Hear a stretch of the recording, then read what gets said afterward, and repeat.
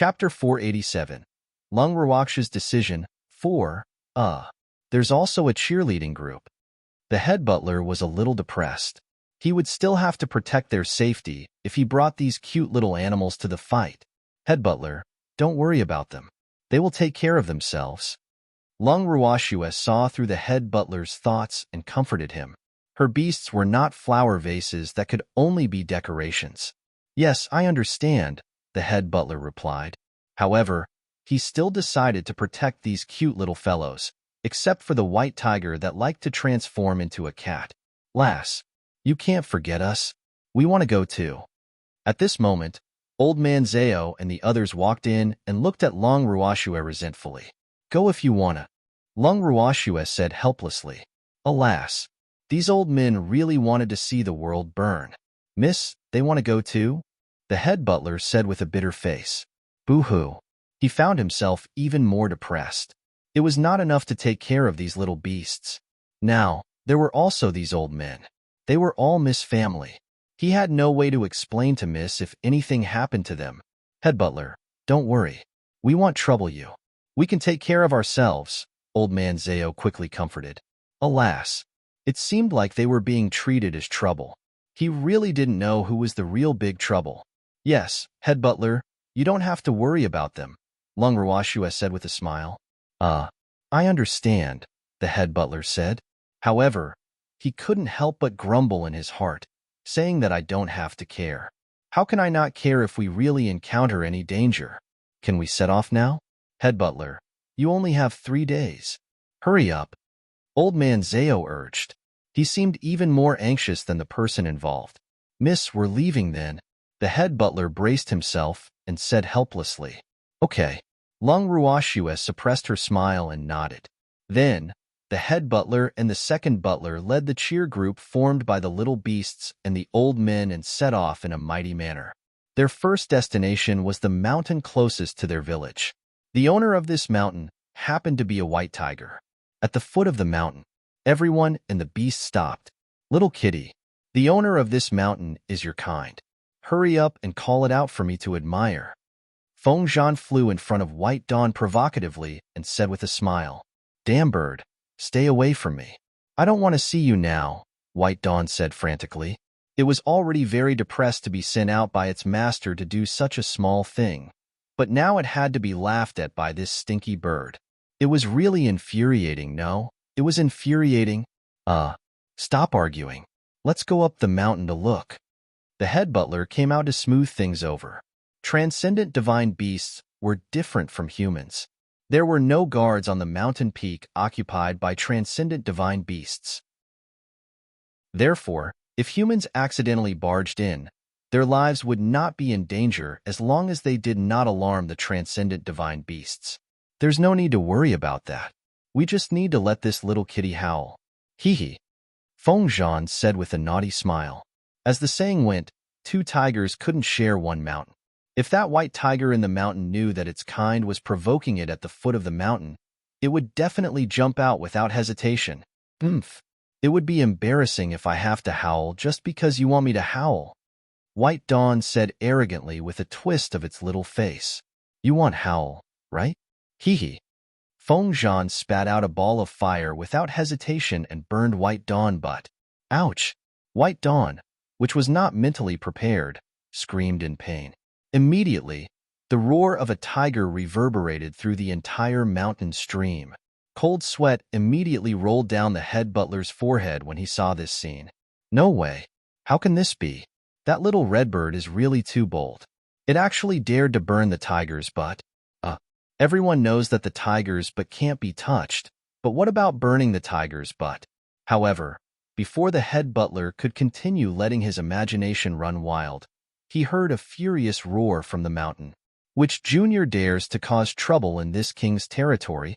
Immediately after, a white shadow as fast as lightning appeared in front of everyone and the beasts. Which junior dares to cause trouble in this king's territory? The huge white tiger roared again after appearing.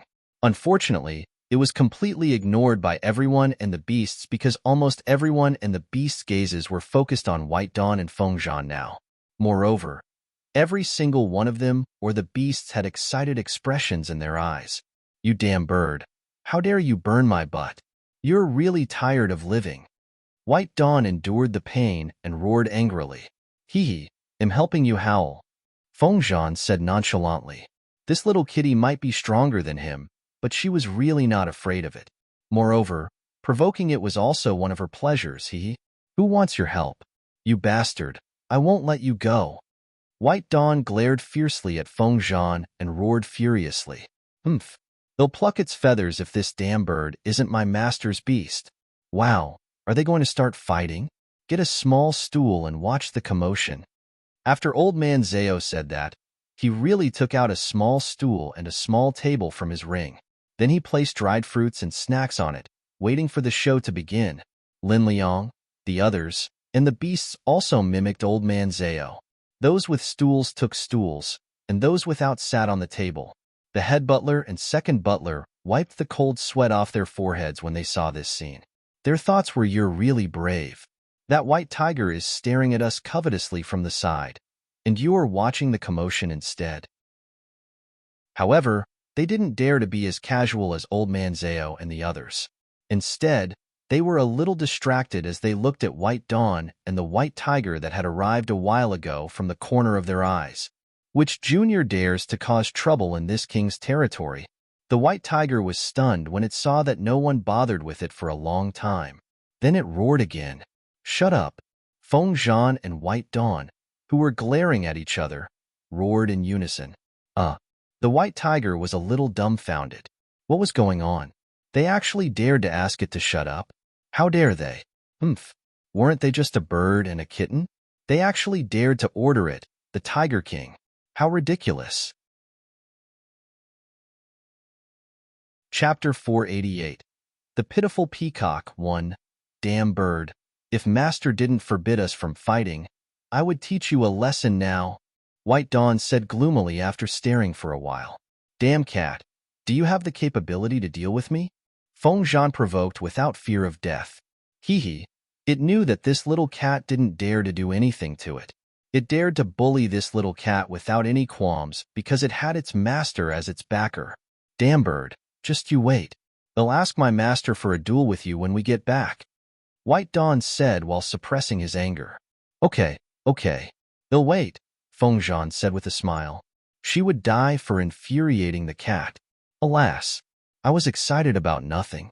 Seems like we won't be able to see a fight anymore. Old Man Zao couldn't help but say with some disappointment when he saw this situation. He originally thought that he would be able to see an exciting battle between tigers and phoenixes. To his surprise, these two little fellows didn't dare to fight at all. Alas, this lass had really good upbringing. They are afraid that our cute master will be angry, Darling said understandingly. In fact, it was also afraid that its master would be angry. Boo-hoo. Once its cute master was angry, she would ignore it. Yes. That girl is a little scary when she's angry, Old Man Zao said with lingering fear. Damn it. Which junior dares to cause trouble in this king's territory? At this moment, the white tiger, which had returned to its senses, spoke again. It felt very depressed and its self-esteem had been seriously injured because it had never been treated like air by anyone or beast after living for so long. This was its first time. The head butler and the second butler were very sympathetic. They looked at the white tiger that had been ignored for a long time, and their pity for it was like a raging river, flowing endlessly. It was indeed the most pitiful challenger. Fuck. No one will think you're a mute even if you don't speak. White Dawn roared furiously. It was so angry that it almost forgot about the existence of this thing if this white tiger didn't speak. Damn it. How dare you interrupt our exchange? Are you courting death? Feng Zhan also roared. She was also very displeased with this white tiger who didn't know how to discern the situation. As they spoke, White Dawn and Feng Zhan pounced at the white tiger in tacit understanding. Damn, they were not allowed to fight among themselves, so beating up outsiders should be fine. Therefore, that unlucky white tiger became their punching bag. Come on. Beat it up. Old Man Zao cheered excitedly. He might not be able to see the tigers and phoenixes fighting, but he could still accept a group fight. Feng Zhan and White Dawn were on the ground, one in the sky, one throwing a punch and the other shooting flames. They attacked from top to bottom, beating the white tiger until it had nowhere to hide. Wow, big brother, this little red bird is so abnormal too. The second butler whispered sympathetically after seeing the tragic state of the huge white tiger. Two little beasts in their transmogrification state beat up a white tiger that was still in its original form until it couldn't be found anymore. How abnormal were these two little beasts? He knew that the cat was a white tiger, but he didn't know what that little bird was. Yes. Cold sweat broke out on the head butler's forehead. Boo-hoo. These two beasts were really terrifying. Fortunately, they didn't beat him up. He did not have the strong body of the white tiger. After a long while, the huge white tiger lay on the ground, on the verge of death. Its two front claws hugged its big head tightly, and it kept saying, "I admit defeat, I admit defeat." However, Feng Zhan and White Dawn ignored it. They only stopped after they had vented and were tired of beating it up. That white tiger barely managed to survive. Ayaya, so pitiful. Why did you beat it up so badly? Old man Zhao gloated as he walked to the white tiger's side and patted its huge body. Ouch! Old man Zhao's slap might not be very heavy, but it was fatal for the white tiger, which was seriously injured internally and externally. Boo-hoo! You're so fierce to me. Old man Zhao looked at the white tiger aggrievedly and complained. I didn't. You're hurting me. The white tiger was so angry that it almost vomited blood. However, it had no choice but to explain in the face of a strong enemy who could take its life. Boo-hoo. They were on the same side. So many people and beasts bullying one of it was really too evil. Oh, does it hurt a lot? Old man Zhao asked the obvious, but he still deliberately patted it to verify if what the white tiger said was true. It hurts so much. Stop slapping me. The white tiger whispered weakly. Boo-hoo. Its heart was bleeding. Wouldn't it be better if you admitted defeat earlier so that you can suffer less physical pain? Old man Zhao said nonchalantly while standing. Boo-hoo. I've already admitted defeat, but they still beat me up. The white tiger's bell-like tiger eyes were full of tears as it complained aggrievedly. I mean, how good would it be if you just admitted defeat as soon as you emerged? But what about you? You're still being smug and saying things like which junior dares to cause trouble in this king's territory? Haha. You call yourself this king in front of them. It would be strange if you didn't get beaten up. Old man Zhao laughed hysterically. Boo-hoo. The white tiger choked, thinking to itself, I'm also the king of the mountains. What's wrong with calling myself this king? Boo-hoo. Its biggest mistake was that it didn't consult the stars today and encountered two malefic stars. All right, don't be aggrieved. Our girls' beasts are famous for being perverted. It's not wrong for you to lose to them. Old man Zhao comforted it kindly. However, his words angered Long Ruox's beasts. Damn old man, who are you calling a pervert? White Dawn, who was still fuming, questioned furiously. A slip of the tongue. A slip of the tongue. I mean impressive. Old man Zhao quickly corrected himself and looked at White Dawn fearfully. Boo-hoo. He didn't have a body as tough as that white tiger to resist a beating. Hey, you're my little brother from now on. You have to be obedient, understand? White Dawn rolled his eyes at Old Man Zhao and pointed at the huge, scarred white tiger with his little paw as he ordered. Yes, boss. The white tiger said very obediently. Boo-hoo. Would it dare to disobey? Eat this. White Dawn threw a pill to the white tiger. The white tiger opened its mouth and swallowed the small pill. Then it said in astonishment, my injuries are actually all healed. Chapter 489. The Pitiful Peacock, 2, Head Butler. Let's continue. White Dawn ignored the white tiger's fussing and looked at the head butler. Okay. The head butler was speechless. This was too easy. The two beasts were done without him even needing to do anything. Boss, where are we going? The injured white tiger asked curiously. Go and continue expanding our territory. Do you see those 3 mountains? My master said he wants to turn them all into our territory. White Dawn lay on the white tiger's head and said condescendingly, "Oh, that's easy. Hee hee, boss, those two bears are my good friends. They will naturally give up their territory obediently as long as I tell them to." The white tiger said confidently, "Are you confident?" White Dawn asked softly, wondering if he should fight the two bears again. However, the defense of the big stupid bears was very abnormal. "Yes, they are indebted to me, so they will definitely listen to me as long as I say it," the white tiger explained. "All right, they'll leave it to you." White Dawn patted the white tiger's head with its little paw. "No problem." The white tiger agreed very quickly. He didn't expect to have the chance to render meritorious service immediately after acknowledging a boss. Everyone and the beasts came to the foot of the two neighboring mountains together. This was the territory of the two bears that were transcendent divine beasts. They chose the mountains next to each other because they were biological brothers. After reaching the foot of the mountain, the white tiger immediately shouted at the top of its lungs, "Big Harry, Little Harry, welcome your guests." Lung Qingtian and the others couldn't help but be at a loss for words when they heard the white tiger's words.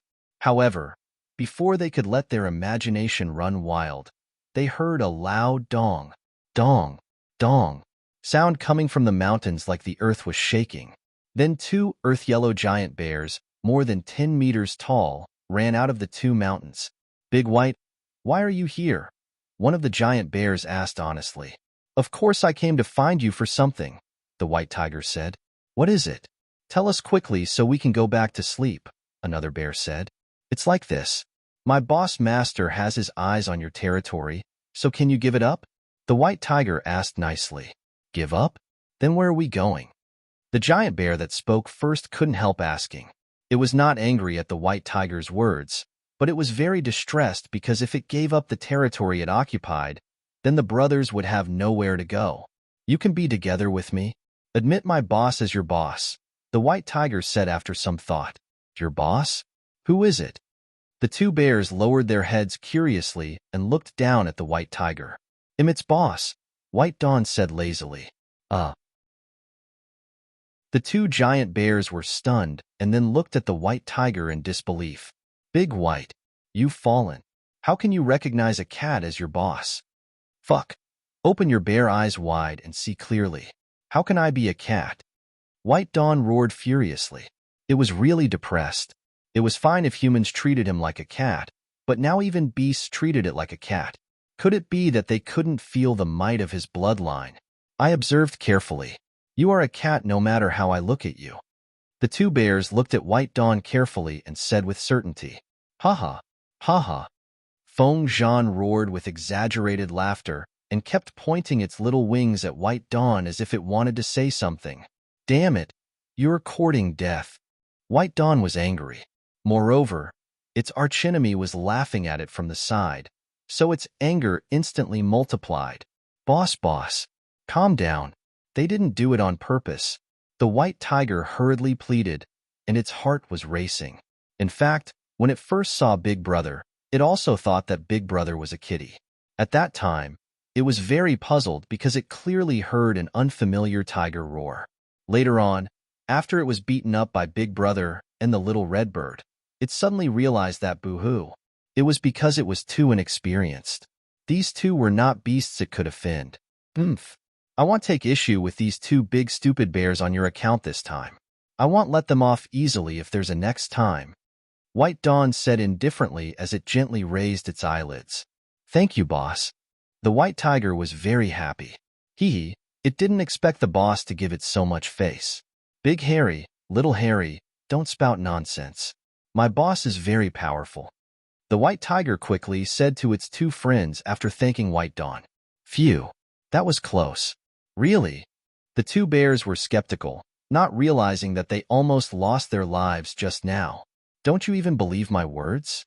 Do you think I will lie to you?" The white tiger roared, almost on fire from anxiety in its heart. Hey, calm down.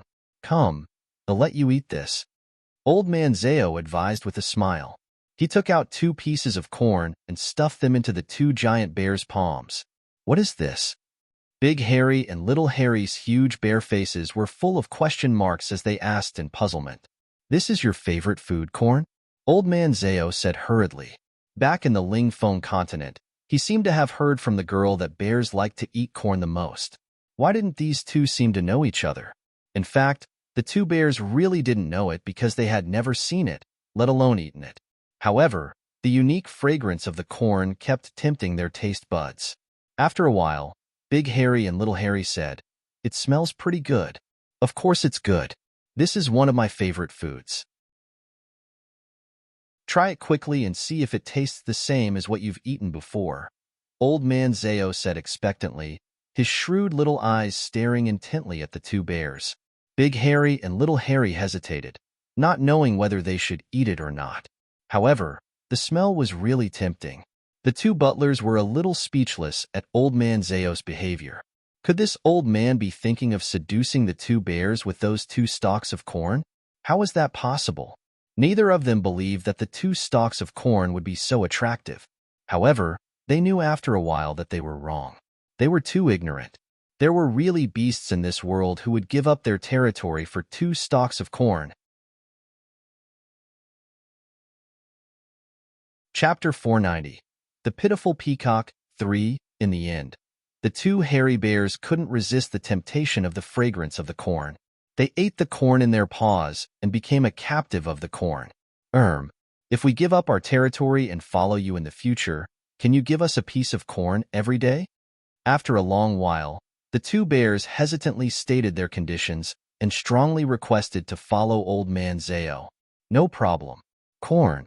You can eat as much as you want," Old Man Zao said happily. These two lackeys were not bad.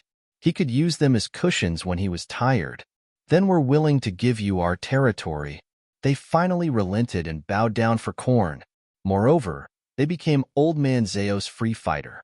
Big Harry, Little Harry, you guys really hurt my heart. The white tiger was depressed and complained shamelessly. Boo-hoo.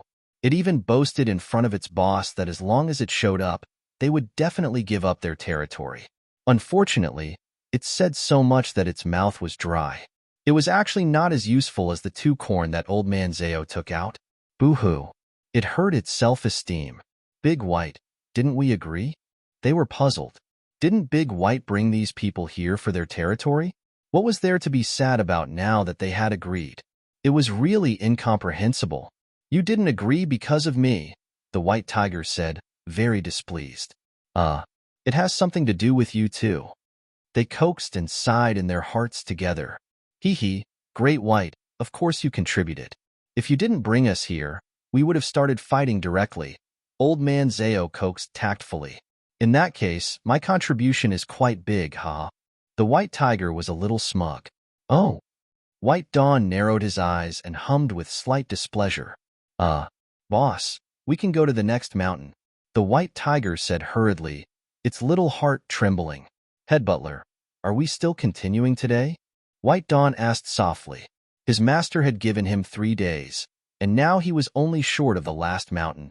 "Let's continue." The head butler wiped the cold sweat off his forehead. They hadn't even arrived for half a day, but they had already taken over 3 mountains. Alas, how efficient. "Then let's go," White Dawn said. The last mountain was a little far away. Everyone and the beasts walked for about an hour and circled around before they finally arrived at the foot of the mountain. "Bears. What kind of beast is the owner of this mountain?" Old Man Zao asked curiously. The mountain in front of him was the smallest among the 5 surrounding mountains, so he guessed that the owner of this mountain probably wouldn't be a beast that was too big. "It seems to be a bird." Big Harry looked at Feng Zhan and said with uncertainty. It was not very familiar with the beasts in the mountain. "Damn bird, did you hear that? They are your kind." White Dawn raised its eyes provocatively. Who said that birds are my kind? Stupid cat with no common sense." Feng Zhan retorted. The two beasts were ready to start fighting again. However, this time, it disappointed those who wanted to watch the commotion because Feng Zhan and White Dawn ignored each other after saying that. "We have to think of a way to lure the owner of this place out," the head butler suddenly said. However, His words quickly received the looks of disdain from everyone and the beasts because everyone and the beasts knew that what he said was useless. Head butler, I'll leave this mission to you. Old man Zao patted the head butler on the shoulder as though he was entrusting him with an important task. All right then, the main butler said helplessly. He took a few steps closer to the foot of the mountain, then released all his aura and released a stream of mystic energy halfway up the mountain. His provocative behavior quickly worked. In the blink of an eye, a beautiful bird covered in 5-colored light jumped out of the mountain. Everyone looked carefully and realized that it was a peacock. This peacock was about 2 meters tall, had exquisite feathers, and was abnormally beautiful. Its glass-like eyes were staring coldly at the butler. You and I have always respected our boundaries. Instead of staying in your bandit's lair, you actually came to provoke me. You really deserve to die, the peacock said with abnormal anger, its glass-like eyes seeming to spit fire. You recognize me? The head butler said foolishly. He thought these beasts only liked to sleep. He didn't expect this peacock to recognize him.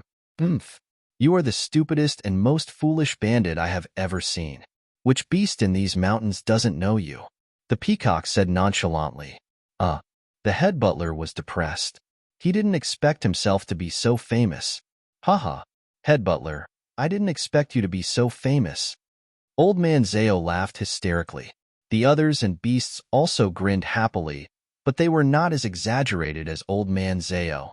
Haha, old man Feng, your beast has a partner now. After laughing enough, old man Zao patted the Feng family's first elder's shoulder affectionately. Okay, Sparrow Feather, come out. First elder Feng nodded, and then summoned his beast. Peacock-type beasts were very rare. Hee, Sparrow Feather, your master found you a wife. Old man Zao looked at Sparrow Feather that was about the same size as the peacock and smiled evilly. He actually began to make them a couple out of boredom. Damn old man, damn it. Tell me again, who was the wife? The peacock roared furiously when it heard old man Zao's words. It was originally quite happy to see its own kind, but old man Zao's words drove it crazy. You're a female. You have to be gentler. Otherwise, our Sparrow Feather won't like you, old man Zao said earnestly without any doubts. Sparrow Feather was speechless. Damn it, I'm a male. You're the wife. The incomparably beautiful peacock was so angry that its entire body was on fire. However, its good upbringing still made it resist the urge to tear this stinky old man apart.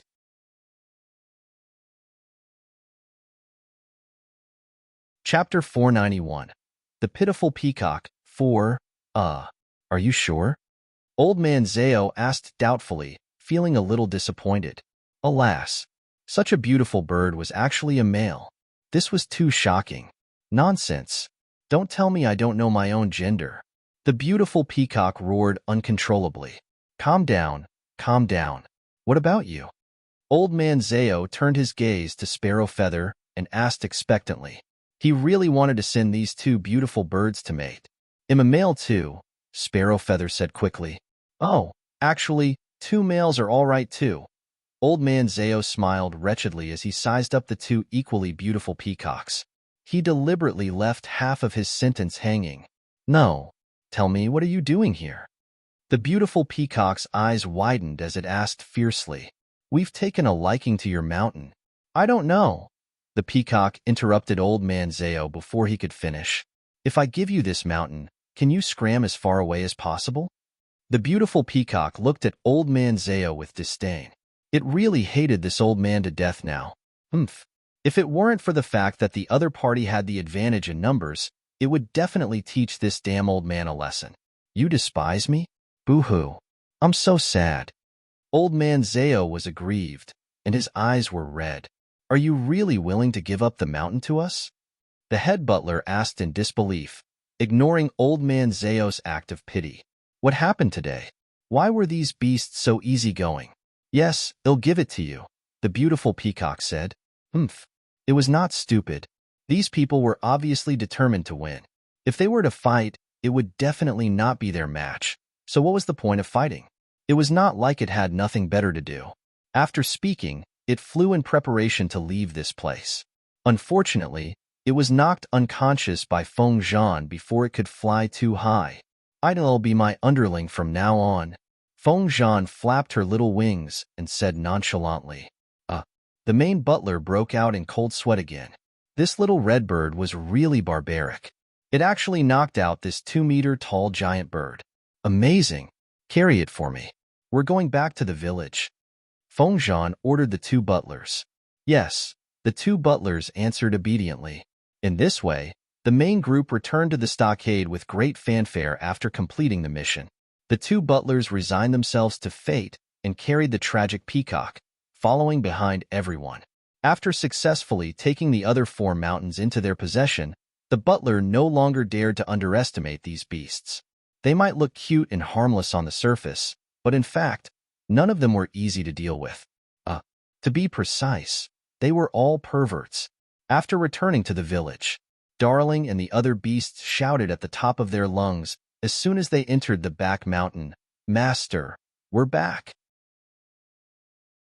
Long Ruoxue and the freak walked out of the room and looked at the crowd in front of them with a smile, as well as the excited beasts, knowing that their mission was completed. "Master!" All the beasts found their spots and stuck to Long Ruoxue. "You naughty brats! Did you cause trouble for Master?" Long Ruoxue teased with a light smile. "Master, we are so cute. How can we cause trouble for you?" Dazzle said aggrievedly. "Boo-hoo. Master is really too evil. How can you think of them like this?" "Haha." Long Ruoxue gently caressed the soft fur on the little black fox and laughed happily. "Hello, boss master." At this moment, the white tiger couldn't help but say. It had to let the boss master notice its existence. "Where did this white tiger come from?" Long Ruoxue asked the advisor. "Master, it's my new underling," White Dawn said lazily. "Oh, what about the 2 bears?" Long Ruoxue looked at the 2 giant bears standing behind Old Man Zao and asked curiously. Lass, they're my underlings," Old Man Zao said with a slightly pale face, full of pride. "Yes, he tricked them with 2 stalks of corn," the old man said eccentrically. All right, he admitted that he was jealous. This damn old man was really too lucky. 2 drops of cold sweat dripped down Long Ruoxue's forehead. She didn't expect the bears in this world to also like to eat corn. Could it be that the preferences of animals were all the same? By the way, where are the 2 butlers? Long Ruoxue glanced at everyone but didn't see the 2 butlers and couldn't help asking curiously. "Miss, we're here." The 2 butlers were panting from carrying the peacock. They hurriedly put down the heavy object in their hands and ran to Long Ruoxue when they saw her. "Head butler, what are you carrying?" Long Ruoxue couldn't help asking. She only took a casual look just now, but she really couldn't tell what it was. It looked like a bird. Master, that's my underling," Feng Zhan said with a smile. Why did you take in an underling as well?" Long Ruoxue was a little puzzled. Feng Zhan had many people already, so why did she take in an underling? The little kitty took one. "Of course, I can't lose out to it," Feng Zhan said matter-of-factly. "You damn bird." "Master, I request to duel with this damn bird," White Dawn said through gritted teeth. "No, you have to be as close as brothers to the outside world. You absolutely can't kill each other. However, normal sparring can still be allowed." Long Ruoxue looked at the slightly smug Feng Zhan and said with a naughty smile. "Master, then I request to spar with this dead bird," White Dawn said hurriedly. It was originally quite disappointed to hear Long Ruoxue say so, but it didn't expect it to spar with this dead bird. There was no need to be polite. Anyway, whether it was a duel or a spar, it would be fine as long as it could teach this dead bird a lesson. "Okay, approved," Long Ruoxue said with a smile. "Master, this kitten is stronger than me. This is unfair to me." "Boo-hoo," Feng Zhan said pitifully with a bitter face. "Feng Zhan, you have to believe in yourself. Moreover, sparring with opponents stronger than you is very beneficial for you." Long Ruoxue smiled gently and comforted her.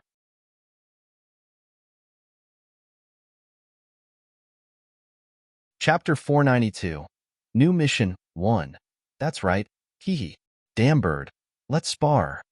White Dawn smiled evilly and pounced directly at Feng Zhan. I don't want to. Feng Zhan flapped her small wings and flew away. Oomph. Do you think I don't have wings? White Dawn used its wind attribute mystic technique, and a small pair of green wings appeared on both sides of its waist. It flapped them gently twice before chasing after Feng Zhan.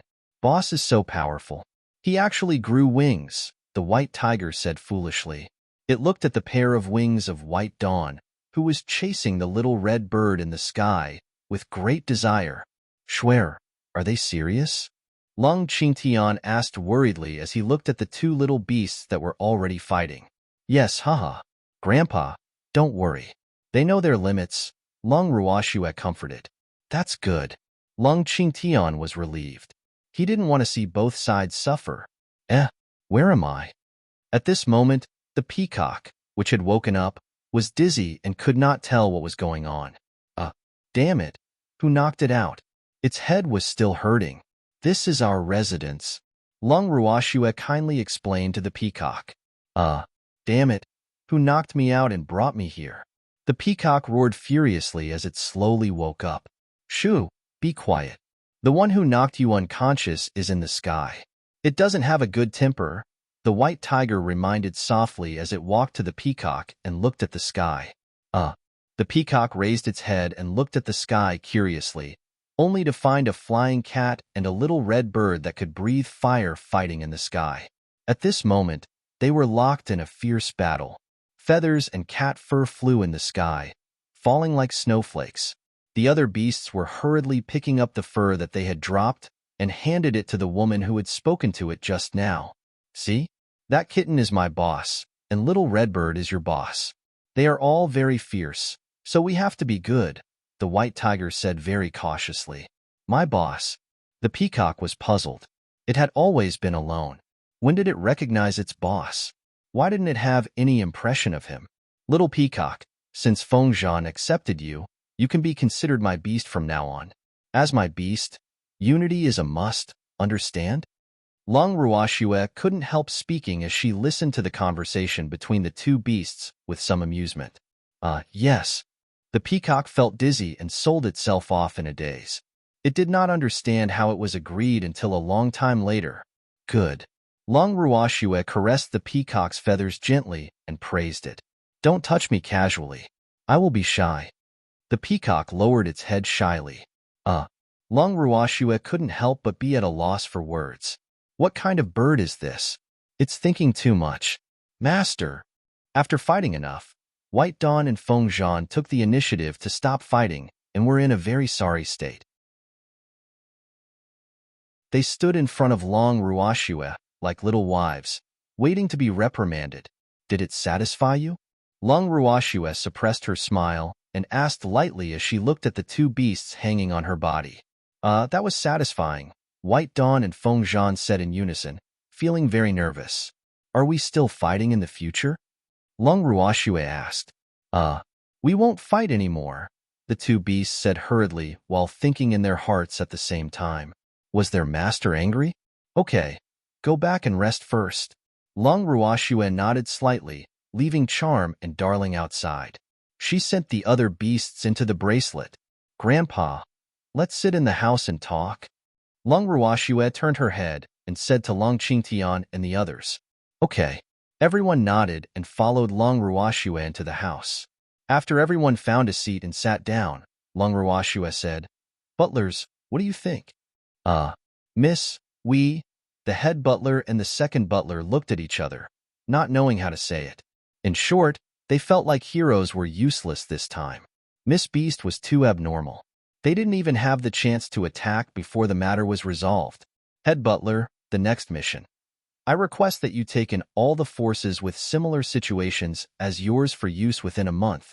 Lung Ruoxue continued to order. In fact, she knew what these two people were thinking. However, she couldn't help with this. Her only hope was that they wouldn't go to the extreme. Miss this? The head butler was a little dumbfounded. This was an impossible task for him. How could a month be enough? What? Not confident? Lung Ruoxue raised her eyebrows and asked very casually. Time is a little tight, the head butler said honestly. There should be no problem if it took longer with the help of Miss Beasts. However, a month was impossible. Head butler, a month is enough, Long Ruashua said with certainty.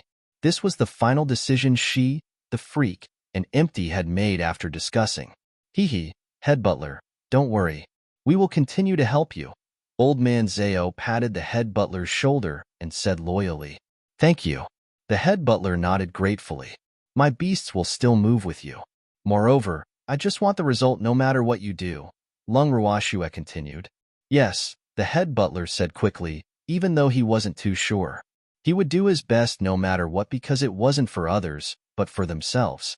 Rest early today and continue tomorrow, Lung Ruashua said. Yes. The head butler left the room with the second butler. Swear, send us to the space to sleep today, Lung Qingtian said. They hadn't entered space for a long time, and there would be a big operation tomorrow, so they would go in and have a good rest today.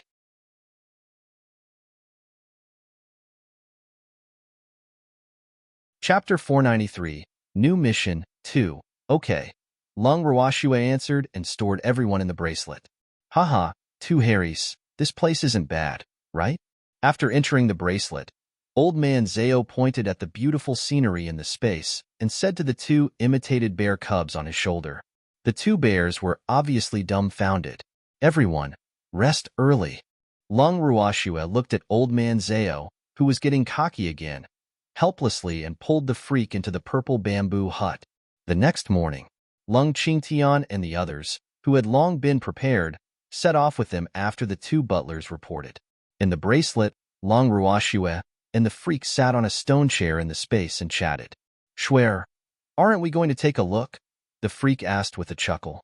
No, there won't be a place for them to perform if we go. Lung Ruashua glanced at the freak and said indifferently. Hee, that's true, the freak agreed. However, Swear, aren't you worried about them? The mission this time is much more difficult than the previous one. The freak asked curiously. What's there to worry about? They're not weak either. They won't be in danger as long as they don't provoke supremacy, Xian, Lung Ruashua said nonchalantly. That's true. Swear, what should we do? The freak smiled seductively, and his eyes began to glow again. Let's go cultivate, Lung Ruashua said. She had already felt faint signs of a breakthrough in the heaven-defying skill these few days, so she wanted to try. Alas. All right then, the freak said with a bitter face, slightly displeased. Let's go. Lung Ruashua stood up and pulled the freak directly into the cultivation room in the purple bamboo hut. At the same time, the head butler and the others had already arrived at their first destination today. Head butler, do you know the owner of this place? Lung Qingtian asked curiously. Yes, we've met several times. He's one of my few friends in Myriad Mountain City, the head butler explained. Hee, head butler, your friend seems to be doing better than you. At least, the mountain he occupies is much larger than yours. Old Man Zao praised as he looked at the towering, upright mountain in front of him. Yes, even though we are both mystic sovereigns, his strength is above mine, the main butler said very honestly. The strength of mystics of the same level was also different. Some were strong, while others were very ordinary. For example, he was above average. Oh, how is he compared to our White Dawn? Lung Qingtian looked at Bai Su, who was sleeping on the white tiger, and asked curiously. Their strength should be comparable, the head butler said after some thought. Is that so? Then let me try later, White Dawn said with its eyes closed. It was only a level 4 transcendent divine beasts, but it was still very confident in its strength. Moreover, it didn't think that a human mystic sovereign would be its match. Okay, the head butler answered helplessly. Alas, he was also a battle maniac. Head butler, quickly get your friend out. Let's end this quickly. We have to go to several places today. Old Man Zao said impatiently. He might not like to fight, but he liked to see the world burn. Okay. The head butler formed a ring with his index finger and blew on it. After the whistle sounded, a loud whistle echoed in the mountain not long after. Wow, there's actually a contact code, Old Man Zao said excitedly. Yes, the head butler said shyly with a red face. Wang Long, Why do you have the time to look for me? A deep male voice sounded in everyone's ears as the whistle faded. Immediately after, a burly middle-aged man appeared in front of everyone. Of course I'm here for something, the head butler said. Say whatever you have something to say. Haha, the middle-aged man said a little roughly and then laughed out loud. Let me introduce him to you. His name is Chung Wu, and he is my good friend. The head butler pointed at the middle-aged man. Then he pointed at Lung Qingtian and the others and said to the man named Cheng Wu, They are my young lattice relatives and beasts. You're young, miss? Don't tell me you joined the 5 major factions? Cheng Wu said resentfully, his resolute face full of anger. No. Someone challenged me, but I lost. So I became her butler, the head butler explained simply. You lost? Cheng Wu was a little surprised. Wang Long's strength was second only to his. Even he had to go through a lot of trouble to defeat Wang Long. He didn't expect someone to defeat him, and Wang Long was willing to submit to others. Yes, I lost. The head butler nodded. I also want to challenge whoever won against you, Cheng Wu suddenly said, and his fighting spirit was high. Whoever could defeat Wang Long was definitely an expert, and exchanging blows with experts had always been his greatest interest. Do you want to challenge me? White Dawn asked indifferently. Who's talking? Cheng Wu couldn't help asking after searching for a long time, but didn't find the person who spoke. It's me, White Dawn said impatiently. Did this human do it on purpose? It was a little angry. Where? Cheng Wu still couldn't find it, and was still searching around. Look down, White Dawn roared furiously. Is that you? Cheng Wu lowered his head obediently and looked at the kitten lying on the white tiger in front of him, asking uncertainly. Nonsense, it's me, White Dawn roared angrily. Big brother, let's calm down and not stoop to the level of this kind of blind human, the white tiger quickly coaxed. Boo-hoo. This was not its fault. It originally wanted to return to its original form, but Big Brother despised its original form for being too big, so it became the size of a normal tiger. Okay. White Dawn nodded and decided to listen to his little brother.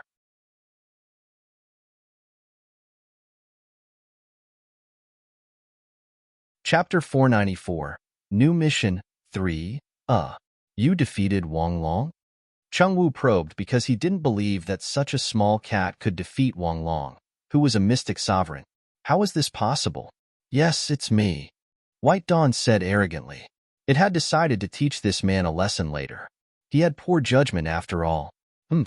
How dare he look down on it? It would let him know why flowers were so red. Cheng Wu looked at White Dawn, then turned to look at Wang Long. He finally believed it after receiving Wang Long's gaze. Therefore, he said, can I challenge you? Of course you can. However, since it's a challenge, we have to follow the rules of Myriad Mountain City. You know what to do if you lose, right? White Dawn raised his eyes slightly and asked calmly. I know. If I lose, I will give up my territory, Cheng Wu said very honestly. No, if you lose, you have to be my underling. White Dawn took the liberty to add another line. Okay, no problem, Cheng Wu replied after some thought. Then let's begin. They'll let you make the first move since you're my future little brother. White Dawn floated in the air with a light smile, looking very happy. Lung Qingtian and the other beasts consciously made way for them and retreated to the side to watch the battle after they were about to fight. I won't be polite anymore, Cheng Wu said. Then, his aura suddenly changed, and he took the lead to attack. White Dawn jumped up and down lightly, avoiding Cheng Wu's attack. Then, he found the right opportunity to release a stream of water attribute mystic energy, and water droplets floated gently in the sky, surrounding Cheng Wu.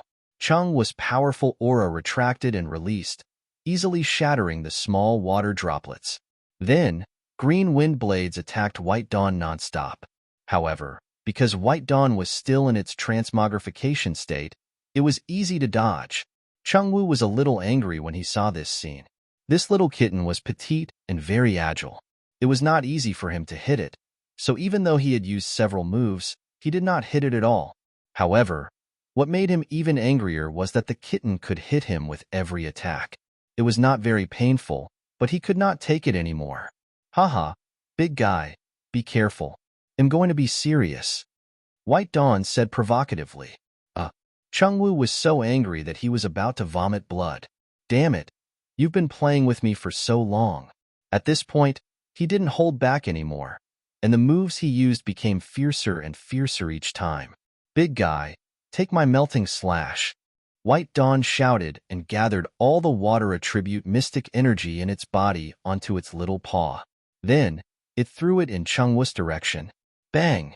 The melting slash that was thrown at Chungwoo exploded. Chungwoo's location was shrouded in black smoke in the blink of an eye. When the black smoke slowly disappeared, the place where Chungwoo was had already been blasted into a deep pit. Chungwoo was covered in dirt and lying motionlessly in the pit. After a while, seeing that Chungwoo still had no reaction in the pit, everyone and the beasts around the pit couldn't help discussing spiritedly. There's no reaction yet. Could he be dead? Old Man Zao said worriedly.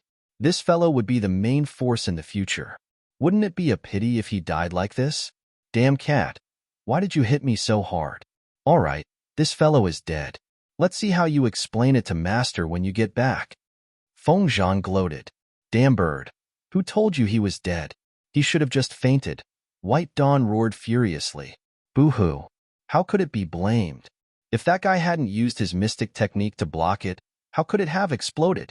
However, it was still very confident in attacking itself.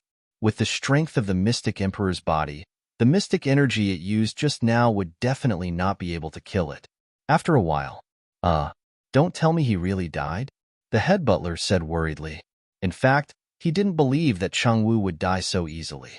However, it had really been a long time since Chungwoo had any reaction. It's possible. Since he's dead, let's bury him directly so that we don't have to dig a hole. Hee. Darling said with a naughty smile, its beautiful silver eyes full of curiosity. In its memory, its cute master would grow whatever she planted. So it really wanted to know if it could grow a person after planting this person. Darling, you're too evil. However, what you said makes sense. Lung Qingtian picked up Darling and said helplessly, Alas, why were Schwer's beasts so naughty and cute? Haha, lovely master's grandfather. What are we waiting for? Hurry up and bury it. Darling said excitedly and raised its little paw to lead the way into the pit. The other beasts also imitated Darling and threw dirt into the pit, seeing that he was having fun. Big brother, do we really have to bury him? The second butler asked hesitantly. He was a little hesitant. Did Big Brother Chung really die so easily? Alas, buried. The head butler nodded and said sadly, muttering in his heart, Chungwoo, have a good journey. Bury your head. I'm not dead yet. Chungwoo, who was lying in the pit, used all his strength and roared furiously. Damn it, these heartless fellows. He had fainted, and no one came down to save him. Moreover, he had just woken up a little when he heard these people saying that they wanted to bury him. He was so angry. However, he couldn't speak at that time, and his body couldn't move, so he could only watch helplessly as they threw the soil at him. However, he could finally speak now. Otherwise, he would really be the first mystic sovereign buried alive. So he didn't die. Darling said with some disappointment. There was finally a chance to experiment. Boo-hoo. Do you really want me to die? Chungwoo said speechlessly with his eyes half open. What kind of tone was that? It seemed like he was very disappointed that he didn't die.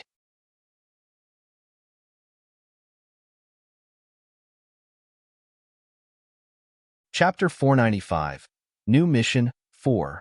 We were already mentally prepared for your death. Who knew that you would actually come back to life? Alas. Darling sighed helplessly. Chungwoo was depressed. He was not dead, yet he was wrong. Boo-hoo. Was there any justice in this world? Whose little fox was this? Why was it so cute? All right, everyone, cut it out. Head butler, go down and save him. Lung Qingtian couldn't bear to watch any longer and tried to smooth things over. Alas, if he continued, this fellow would probably be angered to death even if he wasn't blasted to death. Boo-hoo! Chungwoo was so touched that he was about to cry. Someone was finally being kind. What a good person. Yes, the head butler and the second butler answered quickly and jumped down the pit to save Ching-Wu. Little brother, you're really too suicidal. Why did you resist? You're asking for trouble. White Dawn jumped to Cheng-Wu's chest and looked at him with some accusation. I was wrong. Cheng-Wu wanted to cry but had no tears. Boo-hoo. Whose beasts were these? Why were all their mouths so poisonous? It's good that you know your mistake. Come, open your mouth and eat this. White Dawn said very thoughtfully. After speaking, it threw a pill into Cheng-Wu's open mouth. Cheng-Wu's injuries quickly recovered after taking the pill. He patted the dust off his body and stood up. Then he bowed to White Dawn and said, thank you for the pill, big brother. He had to admit defeat. You're welcome. You're my underling. You'll have meat to eat if you follow boss in the future. White Dawn said proudly. Yes. Cheng-Wu's forehead dripped with 2 drops of cold sweat. He thought to himself, what a stinky kitten. He probably had to follow this cat's master from now on. Hey, big guy, you're thanking the wrong person. That medicine belongs to my master, not this damn cat, Feng Zhan said with some dissatisfaction. He just couldn't stand this damn cat being too smug and insisted on undermining this damn cat. Got it. Cheng-Wu braced himself. In fact, he obviously knew that it was impossible for cats to concoct pills, but he couldn't say it out loud. Damn bird, Masters is mine. White Dawn roared furiously. Stop arguing. Business is more important. Lung Qingtian quickly stopped the 2 restless little fellows when he saw that they were about to quarrel again. Yes, Master Grandpa, White Dawn and Feng Zhan answered very obediently. They were like 2 beasts compared to their aggressive appearance just now. Head butler, tell Ching-Wu about our arrangement. Lung Qingtian ordered. Yes, the head butler answered and then explained Long Ruox's order and plan to Ching-Wu. Cheng-Wu fell silent after hearing this. After a long while, he jumped up excitedly and laughed. Haha, is this true? This is great. Of course it's true. Don't doubt my master's words, White Dawn said with slight dissatisfaction. That's not what I mean. I want to say that this idea is very good, but it's very difficult to succeed, Cheng-Wu said worriedly.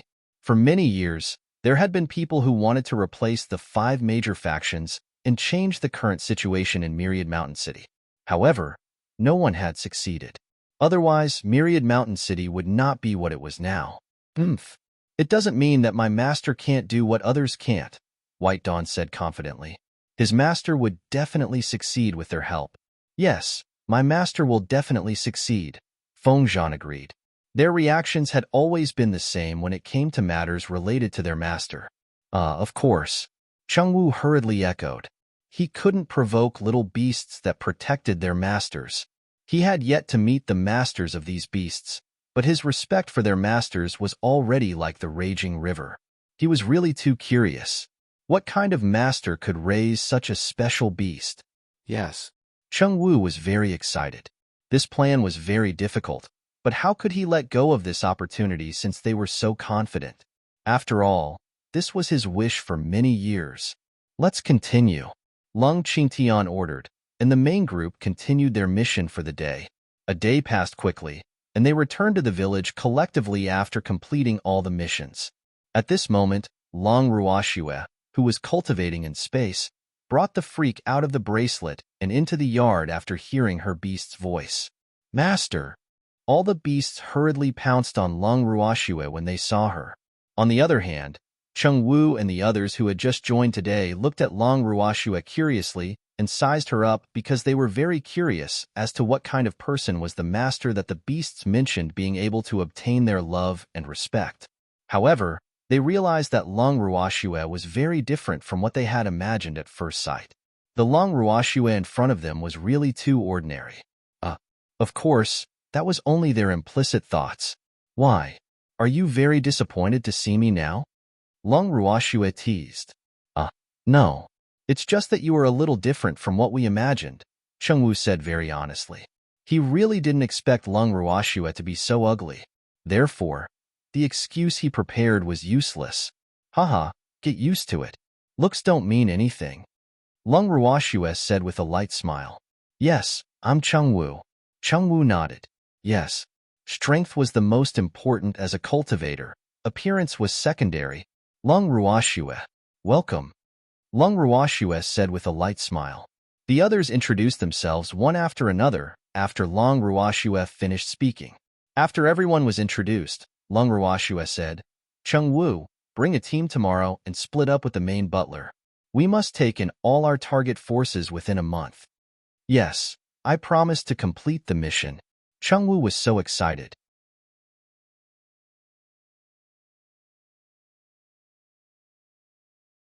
He didn't expect to be entrusted with such an important task just after joining he.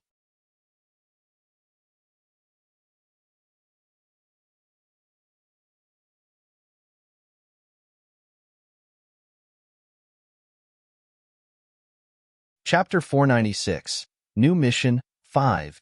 Yes, very good. Follow our plan to gather those scattered forces. As for me, I will temporarily enter seclusion to prepare for my breakthrough. Don't disturb me if there's nothing important, Lung Ruoxue said after some thought. If there's anything you don't dare to decide, discuss it with Grandpa and the others and decide on your own. Lung Ruoxue looked at Lung Qingtian and the others and continued. What she implied was that if there was something that couldn't be resolved, she would look for No to help. She believed that Grandpa and the others would understand. Yes, everyone answered. All right, go and rest early. Also, be careful and don't leak the news. Lung Ruoxue reminded them last. Everyone nodded in unison and then left Lung Ruoxue and the others' residences tactfully. Shuer, why are you going into seclusion now? Lung Qingtian asked in puzzlement after the main butler and the others left. He thought that Shuer would only start her seclusion after the task was over. I feel like I'm about to break through these few days, so I want to work hard and see if I can break through successfully, Lung Ruoxue explained. She shouldn't be in seclusion for long this time. Oh, then go into seclusion first. Well, enter seclusion after the matter here is over, Lung Qingtian said. Since Shuer already had a premonition, it shouldn't be long before she could break through. It would be a good thing for them if Shuer could advance to become a great mystic. This way, their overall strength would be stronger. Yes, Grandpa. If you want to enter the space, just call Qingju by his name.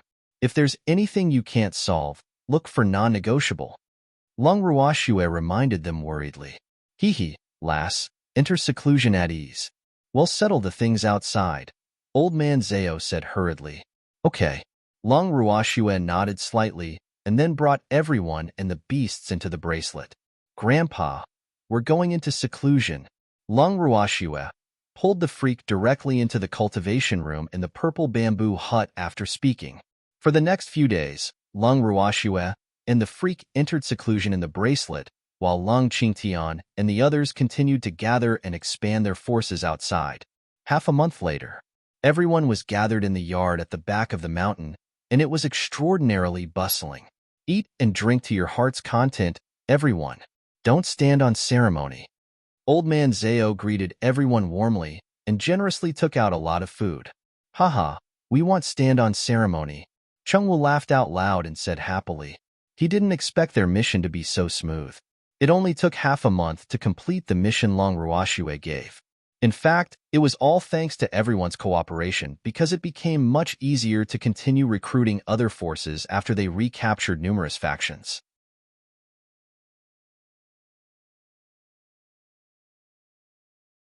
After all, a large number of people had already lived in Myriad Mountain City for a long time and had been oppressed by the 5 major factions for a long time.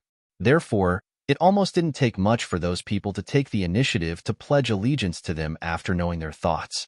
Now, almost all the scattered factions were in their control. Therefore, in just half a month, they were really the 6th largest faction in Myriad Mountain City. After completing the task Lung Ruoxue gave them, everyone relaxed for the time being. Today was the celebration party specially organized for them by Old Man Zhao and the others. Good, now you look like a man. Old Man Zhao shouted excitedly. Everyone, drink less. This wine can get drunk easily. Lung Qingtian looked at the excited crowd and had to remind them. These wines were refined with the spirit fruits in Schwer space, and ordinary fruit wine could not compare to it. Moreover, the wine was stronger. Old Long, everyone is so happy today. Don't spoil the fun. Old man Zhao immediately pouted unhappily when he heard that alcohol was restricted. Just drink to your heart's content. I won't care about you then. Lung Qingtian shook his head helplessly. I know my limits, old man Zhao promised hurriedly, his mouth already reeking of alcohol. Hee, Master Long. Don't worry. I'll watch over them, the head butler quickly promised. Yes, even though today is a celebration party, we have to be careful of the safety of the village, Lung Qingtian reminded. Fortunately, their actions were very secretive and did not leak any news.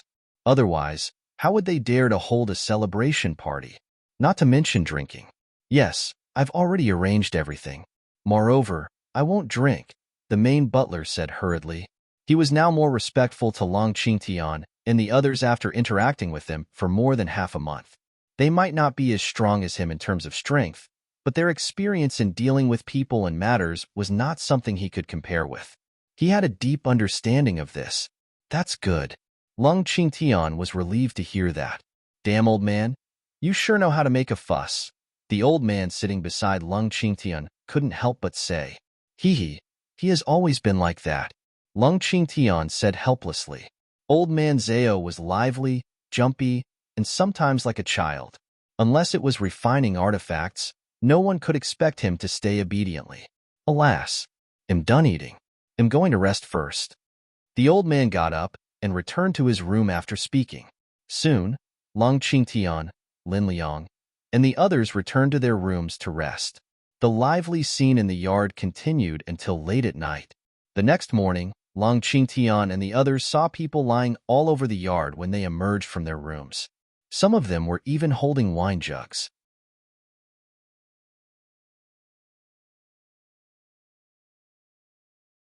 As for old man Zhao, he ran to the only tree in the yard and hugged the tree trunk to sleep soundly.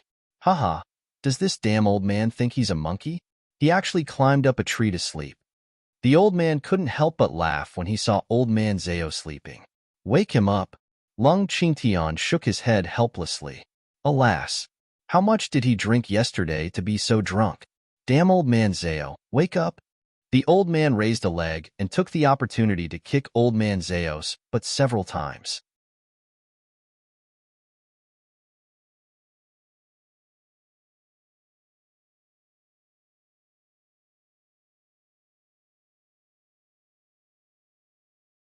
Chapter 497. The Next Unlucky One. 1. No, I haven't had enough sleep. Old man Zhao stammered. Then he buried his head in his arms and curled up. The sun is shining on your butt. Hurry up and get up to work. The old man roared into old man Zhao's ear. What's the matter? What happened? The loud sound shocked old man Zhao so much that he jumped up immediately and asked in shock. Nothing. I just woke you up. The old man said with a naughty smile, his old face full of pride. Damn it, you old thing. How dare you scare me? Old man Zhao roared furiously. His head hurt from drinking too much yesterday, and now it hurt even more from anger. Moreover, he was dizzy. You slept like a dead pig. I couldn't wake you up no matter what. The old man said innocently. You. Old man Zhao was so angry.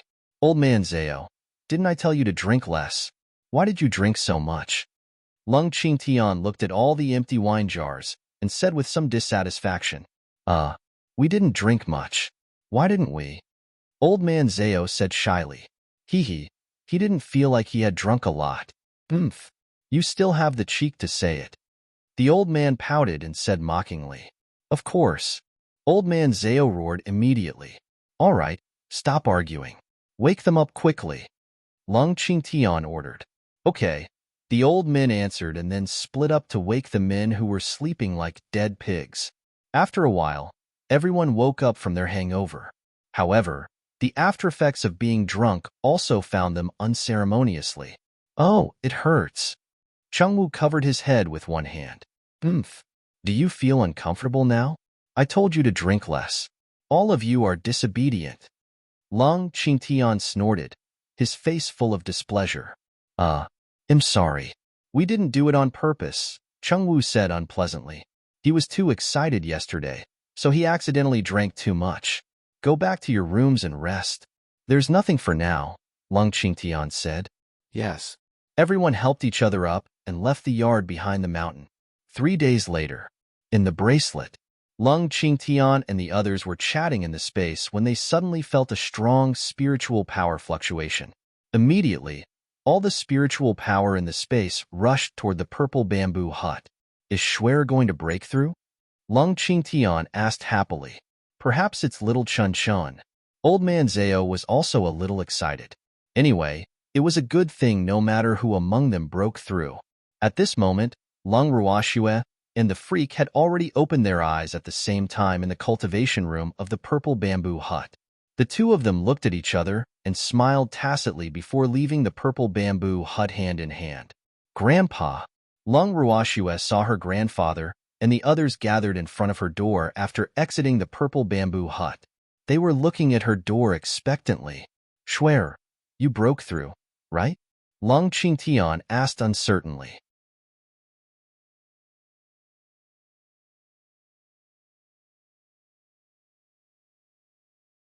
It was impossible to advance in space, and coupled with Long Ruoxue deliberately converging her aura, he couldn't be sure if Shuer had successfully advanced at all.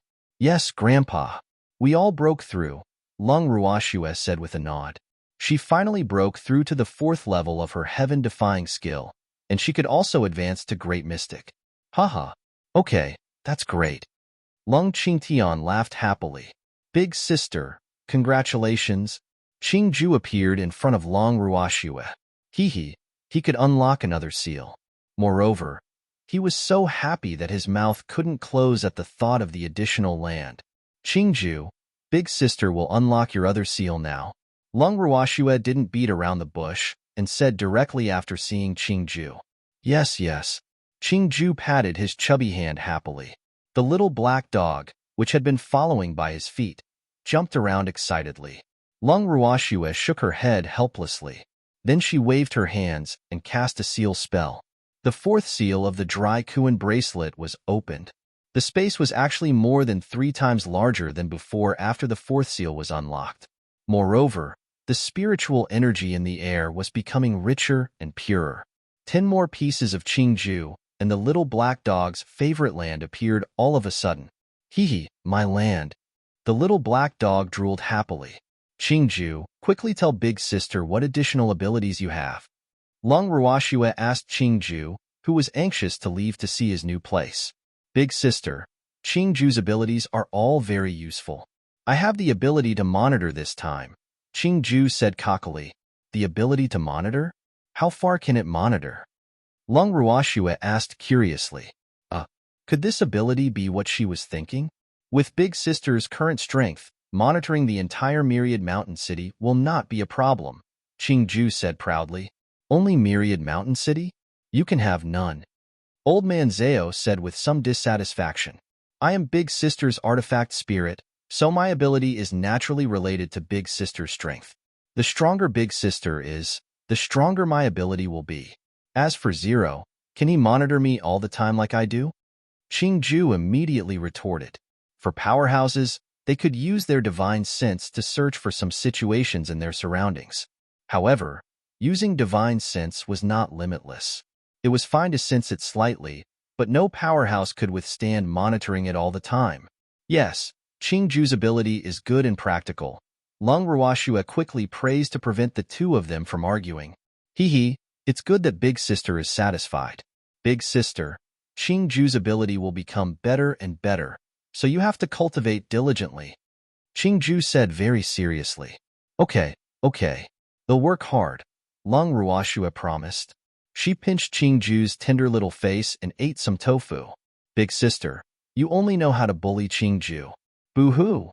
Qingju pouted its pink lips, and its bright eyes welled up with tears.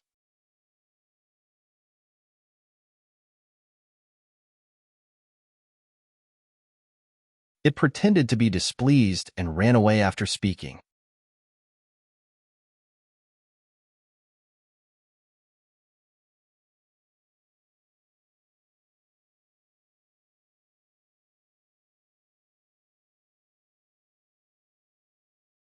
Chapter 498.